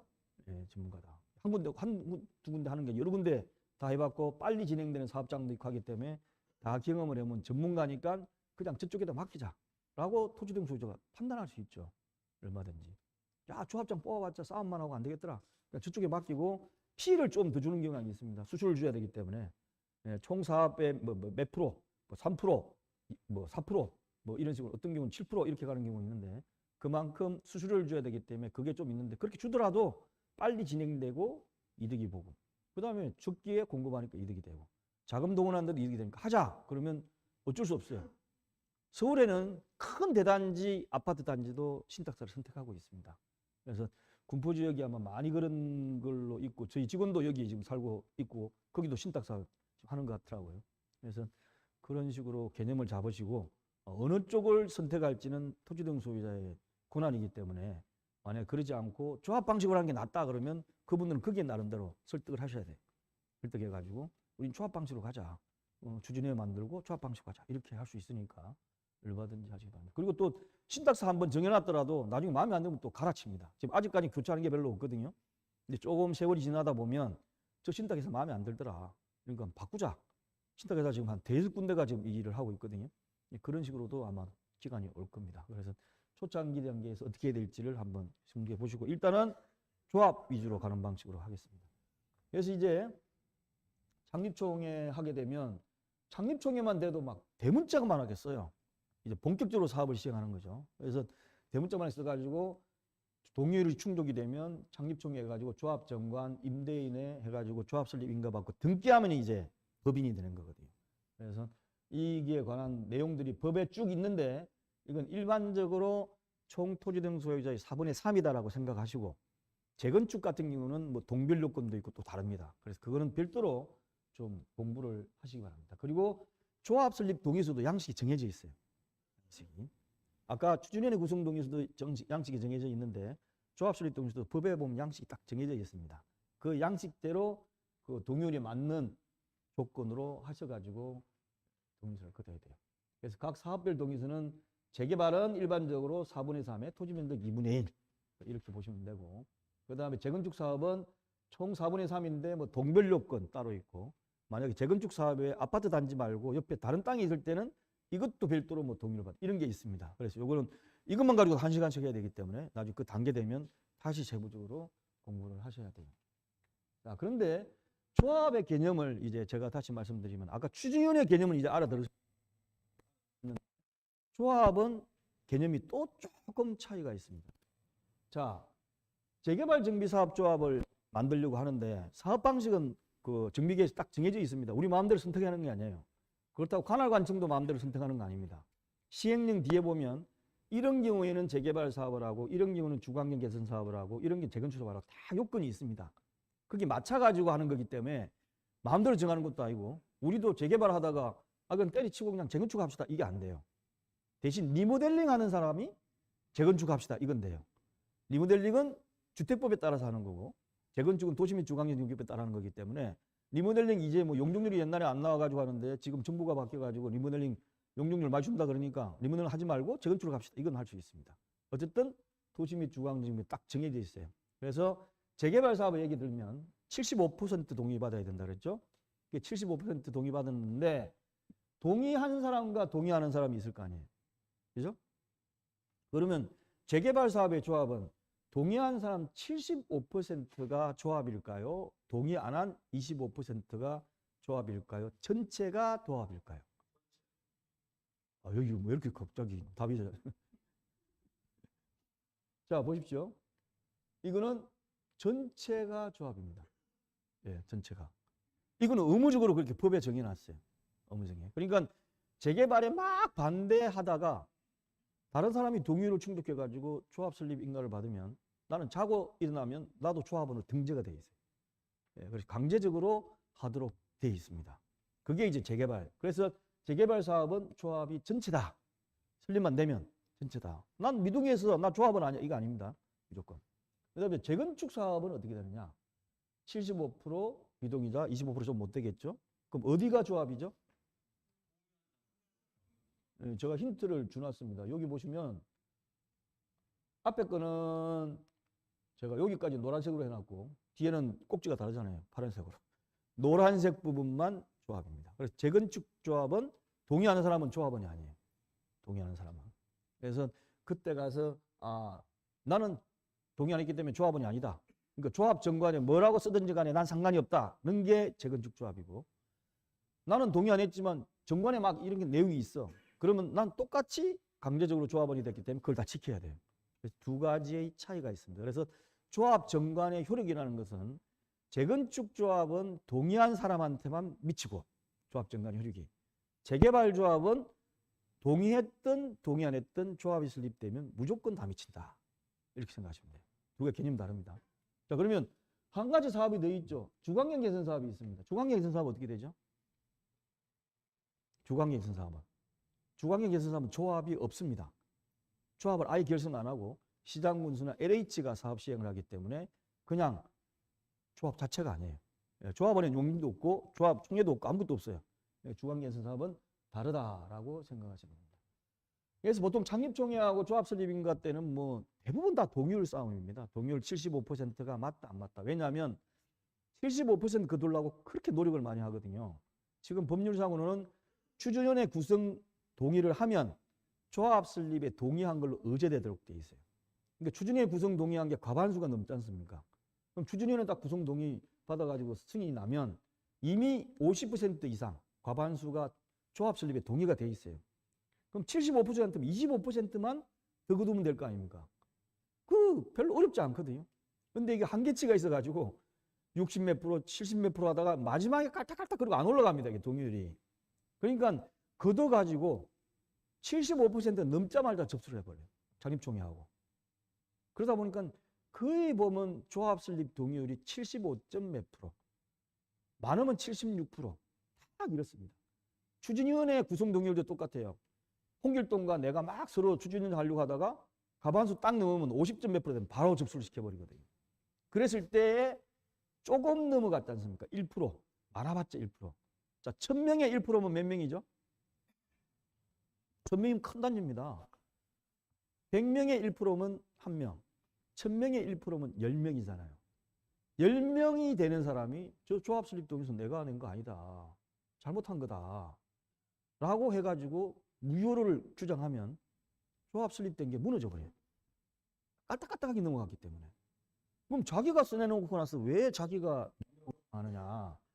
옛날에는 이게 쉽지가 않았습니다. 옛날에는 조합 설립 동의서 양식에다가 인감도장을 찍고 인감증명서를 첨부하도록 되어 있어요. 그러니까 인감증명서 첨부하는 거 앞에 인감도장이 자기 거라는 걸 증명하는 거거든요. 그래서 나중에 나 그거 내가 낸 거 아닙니다. 라고 해도 내 뭐 딸이 갖다가 훔쳐가지고 찍은 겁니다. 이렇게 해도 잘 인정을 안 해줘요. 근데 이게 법이 2009년도인가 바뀌었습니다. 국회의원들이 머리 쓴다고 썼는데 거꾸로 돼버렸어요.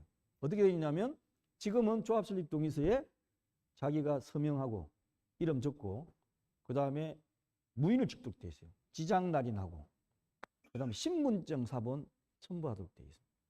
신분증 사본. 자, 신분증 사본 복사하는 거 쉽습니다. 옛날에 냈던 거 그대로 쓰면 돼요. 한번 받았던 거, 그죠? 그 다음에 자기 이름 이렇게 씁니다. 김조영. 그 다음에 요걸 찍어요. 자, 그러면 이거 감식하면 될 거 아니냐. 지문 감식. 여러분, 이게 지문 감식이 될까요? 안 될까요? 지문을 찍을 일이 꽤 있습니다. 여러분들 십지 지문 찍어 보신 적 있죠? 언제 찍죠? 처음에 주민등록한테 저도 다 찍었어요. 그리고 또 한 번 더 찍는 범죄인으로 수사받을 때 또 한 번 찍습니다. 근데 그 스탬프는 틀려요. 까만색으로 돼가지고 이걸 찍어가지고 이렇게 돌릴 때 아주 조심스럽게 돌리면 이게 정확히 나오도록 돼 있어요. 근데 지금 동의서에 받는 건 인주에다 찍지 않습니까? 인주 찍어가지고 딱 찍으면 뭉개져 버립니다, 이게. 아니. 그래서 이걸 가지고 감식이 안 돼요. 야, 그럼 서명이 있을 거 아니냐. 여러분들 혹시 카드 쓰고 결제한다든지 아니면 무슨 문서에 서명할 때 쓰는 글씨가 다 똑같습니까? 틀려요. 저도 쓸 때마다 틀려요. 내 이름 쓸 때. 그래서 소송이 이게 붙습니다. 10명의 사람이 예를 들면 나 이거 내가 낸 거 아니다. 내가 쓴 거 아니다. 내 필적은 이거다로서 이제 정자로 써가지고 확인서를 재판부에 내는 거죠. 그리고 무인 내가 한 거 아니다. 봐라 그러면 뭉개져서 감식이 안 돼요. 감식이. 그렇게 해가지고 23명에 대한 거를 제가 재판을 해본 적이 있어요. 보통 법원에서 정인신문을 안 받아주거든요, 잘. 근데 이거는 조합장 행위과 관련된 건데 20몇 명이 잘못돼가지고 20몇 명을 정인신문까지 재판부 다 받아줬습니다. 직접 나와서 들어보자. 네가 냈는지 안 했는지. 그럴 정도로 이게 좀 심각해요. 그래서 앞으로 조합 설립 동의하고 추진위 구성 동의 낼 때 신청할 때 율을 좀 올리십시오. 좀. 올리셔가지고 최소한 2, 3% 이상, 막 78%, 80% 이렇게 돼야지 몇 개를 빼더라도 안 무너지지 75%, 51%딱 될 때 갖다 접수하면 이거 하면 다 무너져 버려요. 1000명짜리가 10명밖에 안 되고 500명짜리는 5명만 돌아서면 끝이에요. 예, 그렇기 때문에 중요하게 하셔야 되기 때문에 조합 설립 동의는 그래서 싸움이 붙는다. 그리고 변호사로서도 이게 굉장히 힘듭니다. 하나하나 다 따져야 되기 때문에 판사도 힘들고. 그래서 이런 분쟁이 있다라는 걸 가지고 말씀드립니다. 그 다음에 시공자 등 협력업체 선정인데 아까 말씀드린 가장 중요한 게 시공자고 그 다음에 그거거든요. 한 30개 정도 되는 협력업체. 이거는 신탁 방식으로 가도 마찬가지예요. 신탁 방식으로 가도 조합 설립 인가만 안 할 뿐이지 협력업체 선정하는 건 다 똑같이 합니다. 옛날 같은 경우에는 이제 시공자하고 이걸 할 적에는 2018년 2월 9일 날 이전에는 정비사업 시공자 선정 기준, 전문관리업자 선정 기준 국토부에서 고시를 해가지고 서울시는 또 공공관리를 해가지고 했어요. 근데 이게 이제 별 탐탁지 않은 거죠. 해놨더니만 이걸 피해가지고 또 온갖 그 나쁜 일이 생기니까 2018년 2월 9일 날은 법에다가 명시를 해놔버렸습니다. 계약의 방법 및 시공자 선정 등 이래가지고 이렇게 해라. 일반 경쟁을 붙여라. 그리고 일반 경쟁을 붙이더라도 일정 금액 이상이면 전자입찰을 해라. 전자입찰을 해라. 그리고 일반 경쟁 아니고 뭐 지명 경쟁이라든지 수의계가 할 수 있는 경우는 이런 경우만 할 수 있다라고 법에다 다 정해놨습니다. 근데 문제는 이 지명 경쟁하고 수의계가 하는 건 다 명확히 있기 때문에 다 일반 경쟁으로 가요. 웬만하면. 근데 일반 경쟁으로 가면서 조달본부에서 하는, 조달청에서 하는 전자입찰로 하라. 그랬더니 공정하겠구나 생각하죠. 근데 실제 지금 운영되고 있는 게 전자입찰은 그냥 전자입찰로 접수만 합니다. 접수만 해요. 접수만 하고 조합해서 다 새롭게 하거든요. 근데 이때 나오는 배점기준표라는 게 있습니다. 배점기준표. 이 예를 들면 보통 시공자는 배점기준표를 거의 사용을 안 해요. 안 하고 나머지 협력업체 할 적에는 배점기준표 짤 적에 각 항목을 조합해서 짜는데 그 배점기준표가 특정 업체를 선정하기 위해서 다 짜여서 나옵니다. 그래서 오히려 2018년 2월 9일 이전보다 2018년 2월 9일 이후가 훨씬 더 안 좋아졌어요. 훨씬. 더 담합을 더 많이 하고 더 유착돼 있고. 그래서 입찰 공고 나오는 거 이게 조달청 가가지고 딱 보면 여기 누구 있구나. 그럼 금방 합니다. 그 정도로 지금 심각하게 오히려 나빠져 있다라고 생각하시면 돼요. 그래서 어차피 이게 뭐 점수 배점 기준표 높은 대로 순수로 뽑는 것도 아니고 어차피 조합에서 뽑는데 대부분은 대의원에서 선정하는 업체들이 대부분이고 총회에서 선정하는 업체들도 그냥 배점 기준표 총점만 보고 뽑거든요. 대의원들이나 조합원들은. 그래서 올렸을 때 어느 업체는 98점, 어느 업체는 80점, 75점이면 여러분 80점짜리 찍을 거예요? 대부분 98점짜리 찍어요. 그래서 이렇게 굉장히 지금 문제가 되어 있다. 그래서 제가 유튜브 동영상에 이게 지금 엉망진창이다라고 내가 강의를 올릴 정도로 심각합니다. 그런데 이제 보통 조합집행부는 이런 이권을 챙기기 위해서 다음을 하기 위해서 자꾸 문제가 되고 있는 거죠. 어쨌든 절차가 그렇게 돼 있다는 걸 말씀을 드리고요. 그 다음에 이제 구체적으로 하기 위해 정비사업 계약 의무 처리 기준이라는 걸 만들어서 어떻게 하라고까지 다 세부적으로 지금 돼 있습니다. 그래도 가장 중요한 그 배점 기준표를 지 마음대로 만들어가지고. 예를 들면 군포에서 어느 업체를 뽑는다. 뭐 예를 들면 뭐 정비사업 기반 시설 뽑는다. 그러면 군포시내 법령 가지고 있는 사람을 30점. 그래 버리면 어떻게 되죠? 그 업체를 밀어주는 거잖아요. 30점 차이 나버리면 끝나버리는데. 그런 식으로. 그런 식으로 문제가 돼요. 아니면 뭐 지망기구는 제가 거기 보면 온갖 이상한 걸 다 동영상에다 올려놨는데 뭐 그 대표이사가 어떠한 경험을 가지고 있는 업체 뭐 이런 식으로. 그건 뭐 눈에 보입니다. 그런데 그걸 지금 정부에서 못 막고 있어요. 그런데 이번에 지금 손을 좀 내려고 하는데 어쨌든 극도로 나빠져 있다라고 생각하시면 돼요. 대충 문제는 이제 절차상에 문제가 있다라든지 그다음에 경쟁입찰 위반했다 이런 거 가지고 소송이 좀 있는 정도입니다. 그 다음에 이제 아까 말씀드린 사업시행계획인가 용어가 이제 처음으로 생소하게 나오는데 이거는 건축심의, 건축허가가 똑같습니다. 몇 제곱미터형을 어떻게 조감도 그려가지고 이렇게 하겠습니다라고 건축심의를 넣으면 관할관제 건축심의를 해가지고 확정을 해요. 그러면 거기에 따라 가지고 그냥 사업시행계획 나옵니다. 그래서 건축심의 받을 때까지가 설계자하고 도시계획 업체하고 이렇게 의논해가지고 조금 힘들지. 그걸 받고 나면 사업시행계획 짜는 건 금방이에요. 바로 짜버립니다. 건축심의 받고 나서 뭐 1년 있다 사업시행계획 땄다 그러면 노는 겁니다. 그런 거로 생각하시면 돼요. 그걸 가지고 바로 사업시행계획을 작성해가지고 총회 결의를 받고 일정한 결의 정족수를 받으면 인가 신청하면 바로 인가가 나오거든요. 근데 이제 사업시행계획 인가가 뭐냐?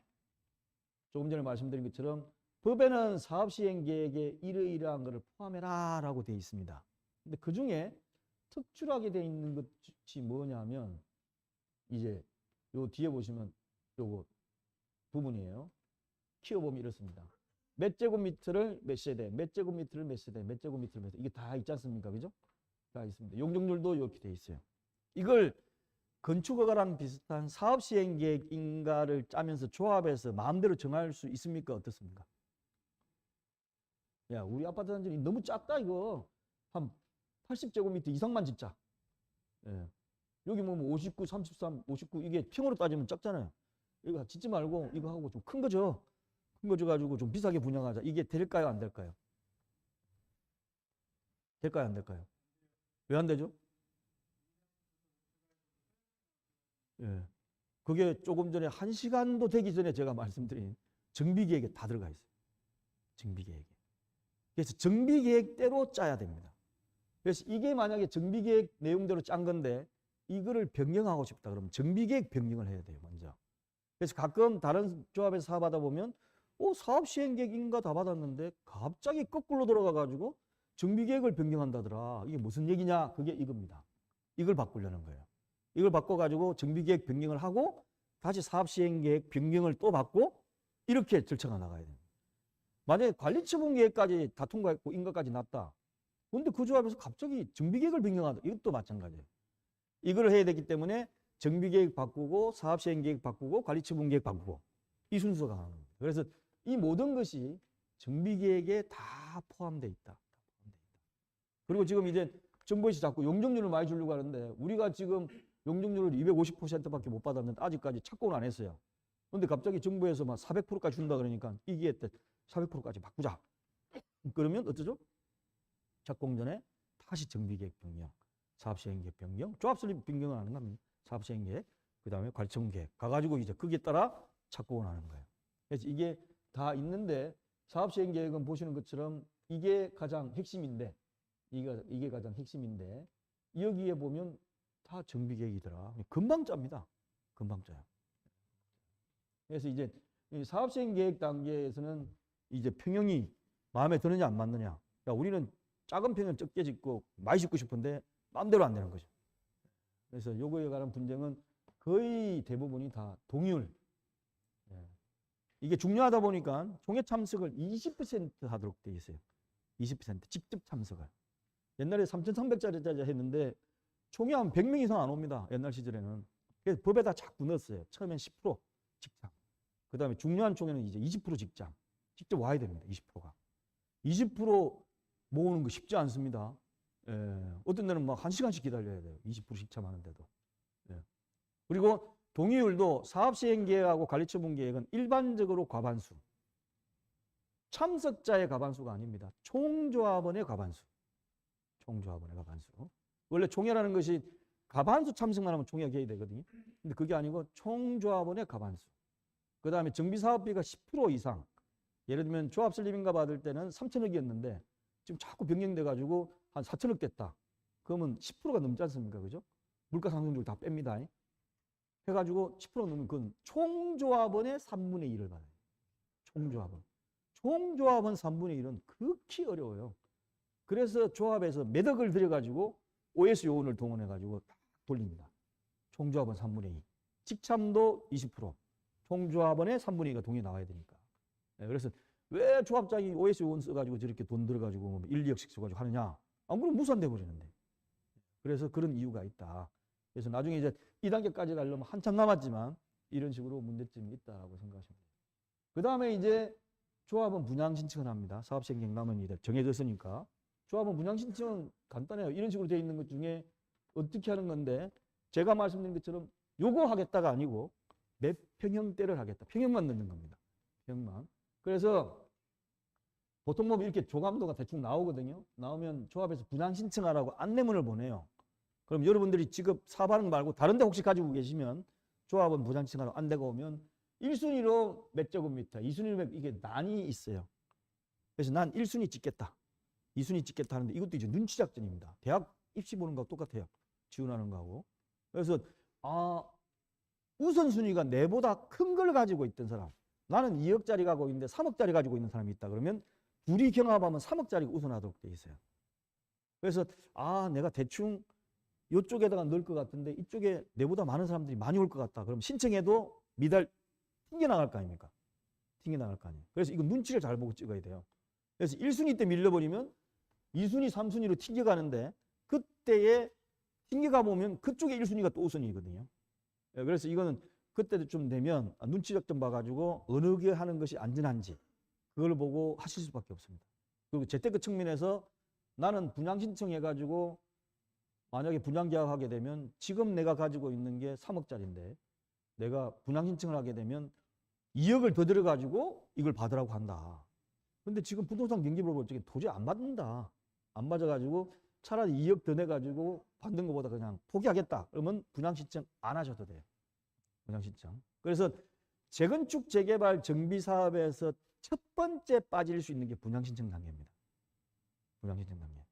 그러니까 재건축은 조합 설립에 동의 안 와버리면 이제 빠지는 거고 매도 청구됩니다. 빠지는 거고 재개발은 안 해도 무조건 조합원이 되죠. 그러면 강제적으로 된 다음에 첫 번째 내가 조합 사업을 동참하고 싶지 않다는 단계가 분양 신청 단계예요.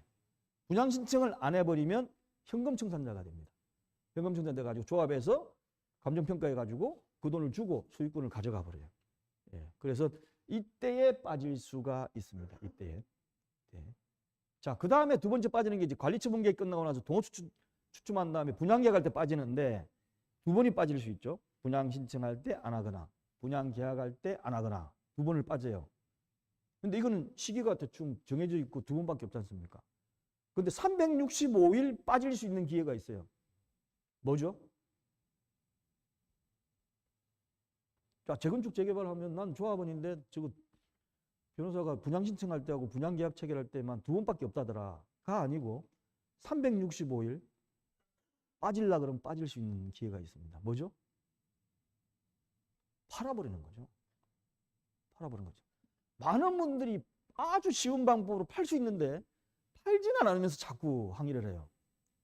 항의를. 근데 이제 지금 정부의 규제를 묶어가지고 투기가열지구인 경우는 뭐 못하다 이런 규제가 있지만 투기가열지구 좀 있으면 해제됩니다. 올랐기 때문에 투기가열지구니까 조금 내리면 서울시 전 지역도 옛날에 다 풀렸어요. 얼마든지 매매가 가능하거든요. 그래서 그렇게 빠질 수 있는 방법이 있다라고 하면서 이제 첫 번째가 분양 신청이니까 요렇게 선택할 때 재테크 측면에서 잘 하시면 돼요. 이것도 이제 소송은 나중에 이제 조합이 하는 소송이니까 그렇게 하시면 되고, 이제 관리처분 계획 인가. 아까 제가 말씀드린 것처럼 사업 시행 규모로 따라 가지고 몇 제곱미터가 몇 세대 몇 세대 몇 세대 해가지고 총 1000세대다. 근데 조합원이 500명인데 분양 신청을 받아보니까 400명만 했더라. 이게 부동산 경기가 안 좋을 적에는 거의 조합원 중에 40%만 신청하고 나머지 신청 안 하는 경우도 있습니다. 서울 같은 경우도 그래요. 서울이. 예, 보통 한 10% 내지 20%까지는 보통 생기고 그렇지 않고 조금 부동산 경기가 나쁘면 한 30-40%까지 내려오는데, 서울은 옛날에 그 부동산 경기 하락 때 2013년, 14년 이때는 40%만 안 하는 분양 신청하는 조합도 있었어요. 서울인데도 불구하고 강북에.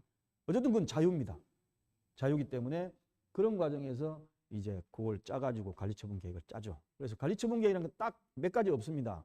첫째, 조합원들이 분양 신청했던 걸 근거로 삼아가지고 자금 수지 분석을 한 다음에 조합원한테 당신은 옛날에 얼마짜리 가지고 있었는데 당신이 신청한 이걸 받으려고 하면 얼마를 더 내야 된다는 분담금을 이제 적어요.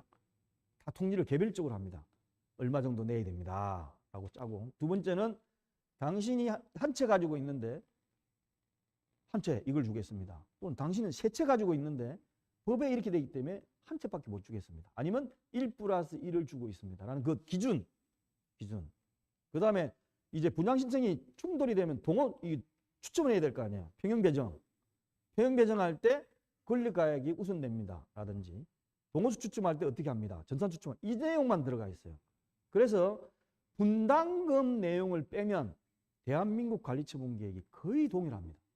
동일해요. 관리처분 계획 그러니까 막 복잡하게 생각하지 마시고 이 조합의 관리처분 총액적자를 구하나 저 조합의 관리처분 총액적자나 비슷해요.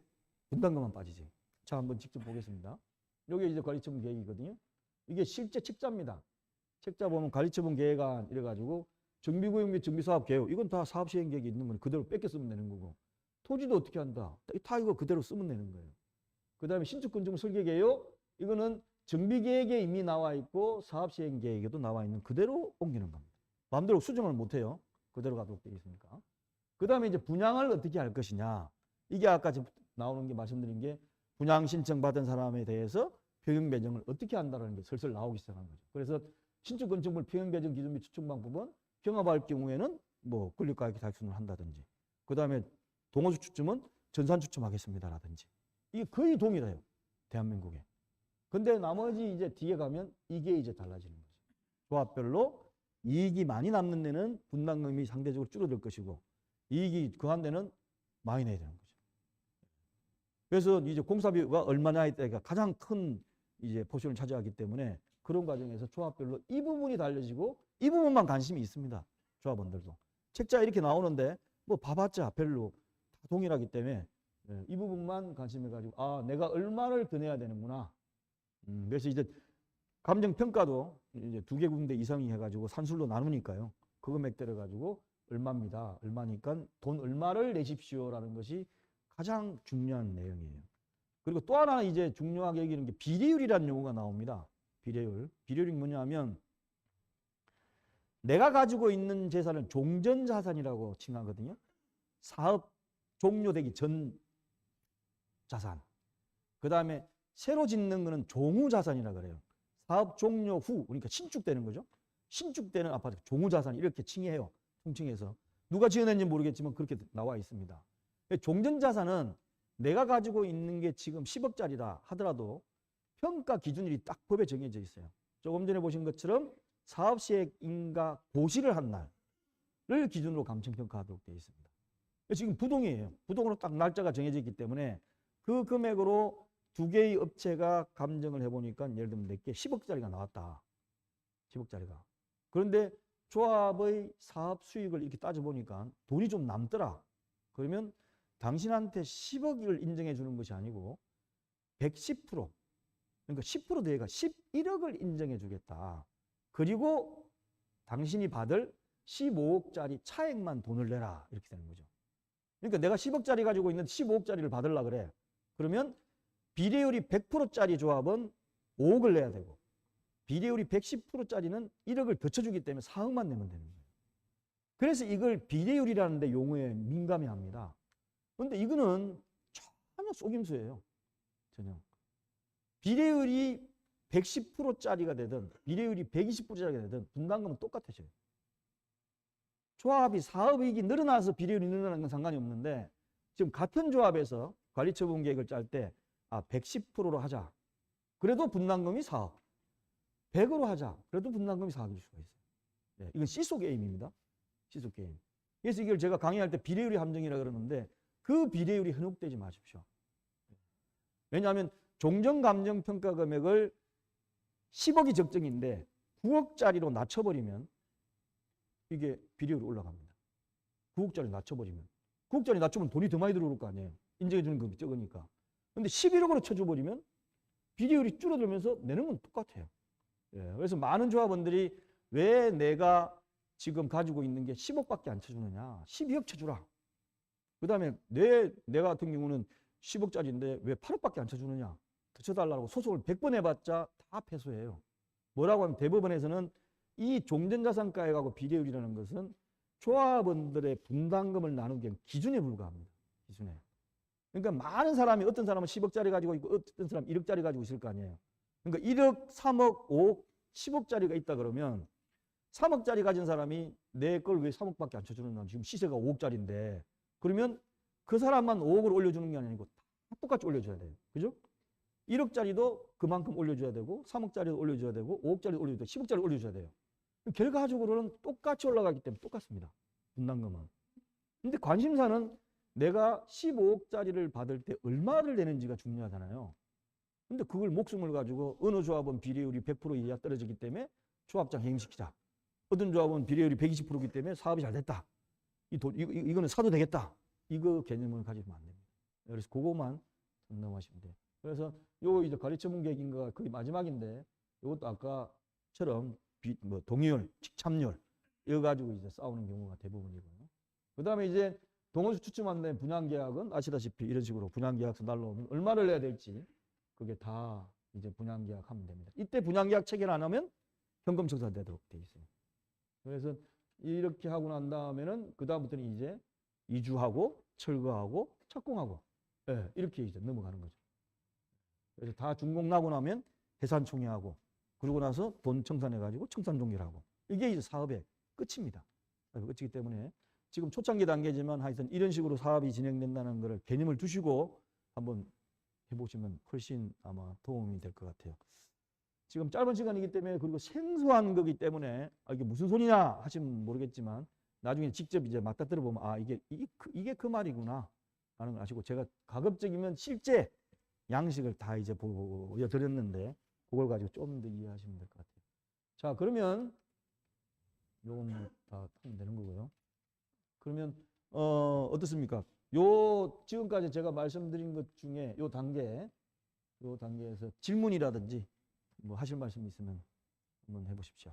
시간이 이제 대충 다 가기 때문에 질문 내용 없으신가요?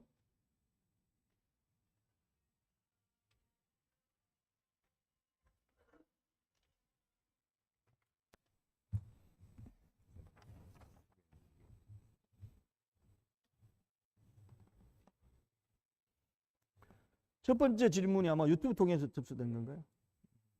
광명시 재정비 촉진 우수 사례 구역 및 경과 등을 알려주세요라고 돼 있는데 글쎄 이 자리에서 제가 뭐라고 말씀드릴 수는 없는데 광명 뭐 1할 2할 이런 식으로 돼 있습니다. 돼 있는데 광명시 재정비 촉진 구역에 관한 거는 제 유튜브 동영상 보면 재정비 촉진 계획할 때 그 조감도가 있어요. 조감도가 있습니다. 그래서 그걸 가지고 한번 참조해 보시고 그 다음에 각 구역별로 진행이 빨리 된 데도 있고 더디게 된 데도 있고 그렇기 때문에 제가 재정비 촉진 우수 사례 구역 및 경과 등을 이 자리에서 제가 말씀드리기 좀 곤란하고요. 일단은 어떤 식으로 구역이 지정되어 있고 재정비 촉진 계획이 어떻게 되어 있는지는 그 유튜브 한번 그걸 클릭해 보시면 아마 제가 도면을 다 보여드렸거든요. 한번 보시게 되겠습니다. 그다음에 두 번째 질문이 지자체 정비계획이 확정된 후에도 조합의 요청으로 변경이 가능한가요? 그러니까 정비계획이 확정됐는데 조합이 요청을 해가지고 정비계획이 변경이 가능하냐? 이거는 가능할 수도 있고 가능 안 할 수도 있습니다. 무슨 얘기냐면 정비계획은 도시계획의 일환이거든요. 그래서 도시계획 측면에서 이 조합구역을 이렇게 용적률을 250%, 지금 예를 들면 180%, 어떤 건 110%인데 250 내지 300%를 주가지고 이만큼 세대수를 늘려가지고 공급을 하겠다는 목적에서 지금 정비계획을 짜주는 거거든요. 그래서 아까 보시면 몇 제곱미터 몇 세대, 몇 제곱미터 몇 세대, 몇 제곱 이렇게 돼 있는데 그거를 조합 측에서 우리는 대형평형 좀 줄이고 소형평형을 늘리겠다. 그러면 관할관청에서 대부분 오케이 해줘요. 왜 해줄까요? 공급이 늘어나니까. 세대수가 늘어나니까. 그래서 대충 해주고 아니다 우리는 조그만한 거 없애버리고 큰 평으로 좀 합치고 싶다. 그러면 안 해줍니다. 대부분 안 해줘요. 주택 공급에 저축되기 때문에. 그래서 변경이 가능할 수도 있고 가능하지 않을 수도 있다고 말씀드린 건 그거고 실질적으로 예전에 하도 이게 2015년도 14년도 그때 부동산 경기가 몇 년 동안 하락이 되니까 법에서 바꿨습니다. 바꿔가지고 소형주택을 지으면은 법적 상한 용적률까지 허용해주고 그 차액의 2분의 1은 소형주택 짓고 나머지는 니네들이 알아서 팔아먹어라 이랬거든요. 그때 소형주택 짓는 거 지금 다 조합들이 반대합니다. 그때 많은 조합이 바꿨어요. 왜냐하면 늘어나는 만큼 2분의 1을 소형주택으로 지어가지고 건축비만 받고 주더라도 나머지 2분의 1을 일반 분양하는 수익이 더 컸어요. 제가 자문하고 있는 조합도 계산을 때려보니까 돈이 남거든요. 남으니까 바꿨습니다. 그런 식으로 할 때 많이 바뀌어요. 그래서 기준은 하여튼 작은 평형을 많이 짓겠다 그러면 바꿔주시고 큰 평형을 짓겠다 그러면 안 해준다라고 생각하는 게 거의 비슷할 것 같아요. 꼭 정답은 아닙니다. 관청에서 얼마든지 협의는 가능한데 기조가 그거예요. 기조가 그겁니다. 그래서 이미 정해진 거를 내가 세대수를 예를 들어가면 용적률 250%를 350% 늘리겠습니다. 그건 죽어도 깨어나도 안 돼요. 특별한 사유가 없으면. 그래서 그런 식으로 하시면 될 것 같아요. 나머지 이게 왜 또 질문사항 없으신가요? 어차피 지금 아까 말씀 들어보니까 고시가 곧 난다는 것 같고 군포시에 대해서 그리고 그러면 가장 첫 단계인 이제 기본계획을 고시하는지 정비계획을 고시하는 건지 기본계획인 것 같거든요. 그럼 정비계획이 그 다음 단계에 남아있습니다. 남아있으니까 그걸 빨리 짜가지고 그 다음에 추진위원회 단계에서 어떻게 할 것인지 아니면 어느 지역은 구역 지정으로 가게 되면 그 다음 바로 추진위원회 갈 수 있는데 추진위로 갈지 신탁회사로 갈지 그게 아마 중대한 기로인 것 같네요. 이런 것 같은데 소유자들이 다 75%가 조합으로 안 가겠다 그러면 신탁회사로 바로 가는 거고 조합으로 가겠다 그러면 추진위원회 반드시 들어가야 돼요. 그 단계입니다. 그래서 그 부분은 보시고 관련된 동영상 이쪽 그 부분만 직정해서 들으시면 아마 도움이 될 것 같네요. 자 그러면 질문이 없으시면 시간이 다 됐기 때문에 마치도록 하겠습니다. 감사합니다.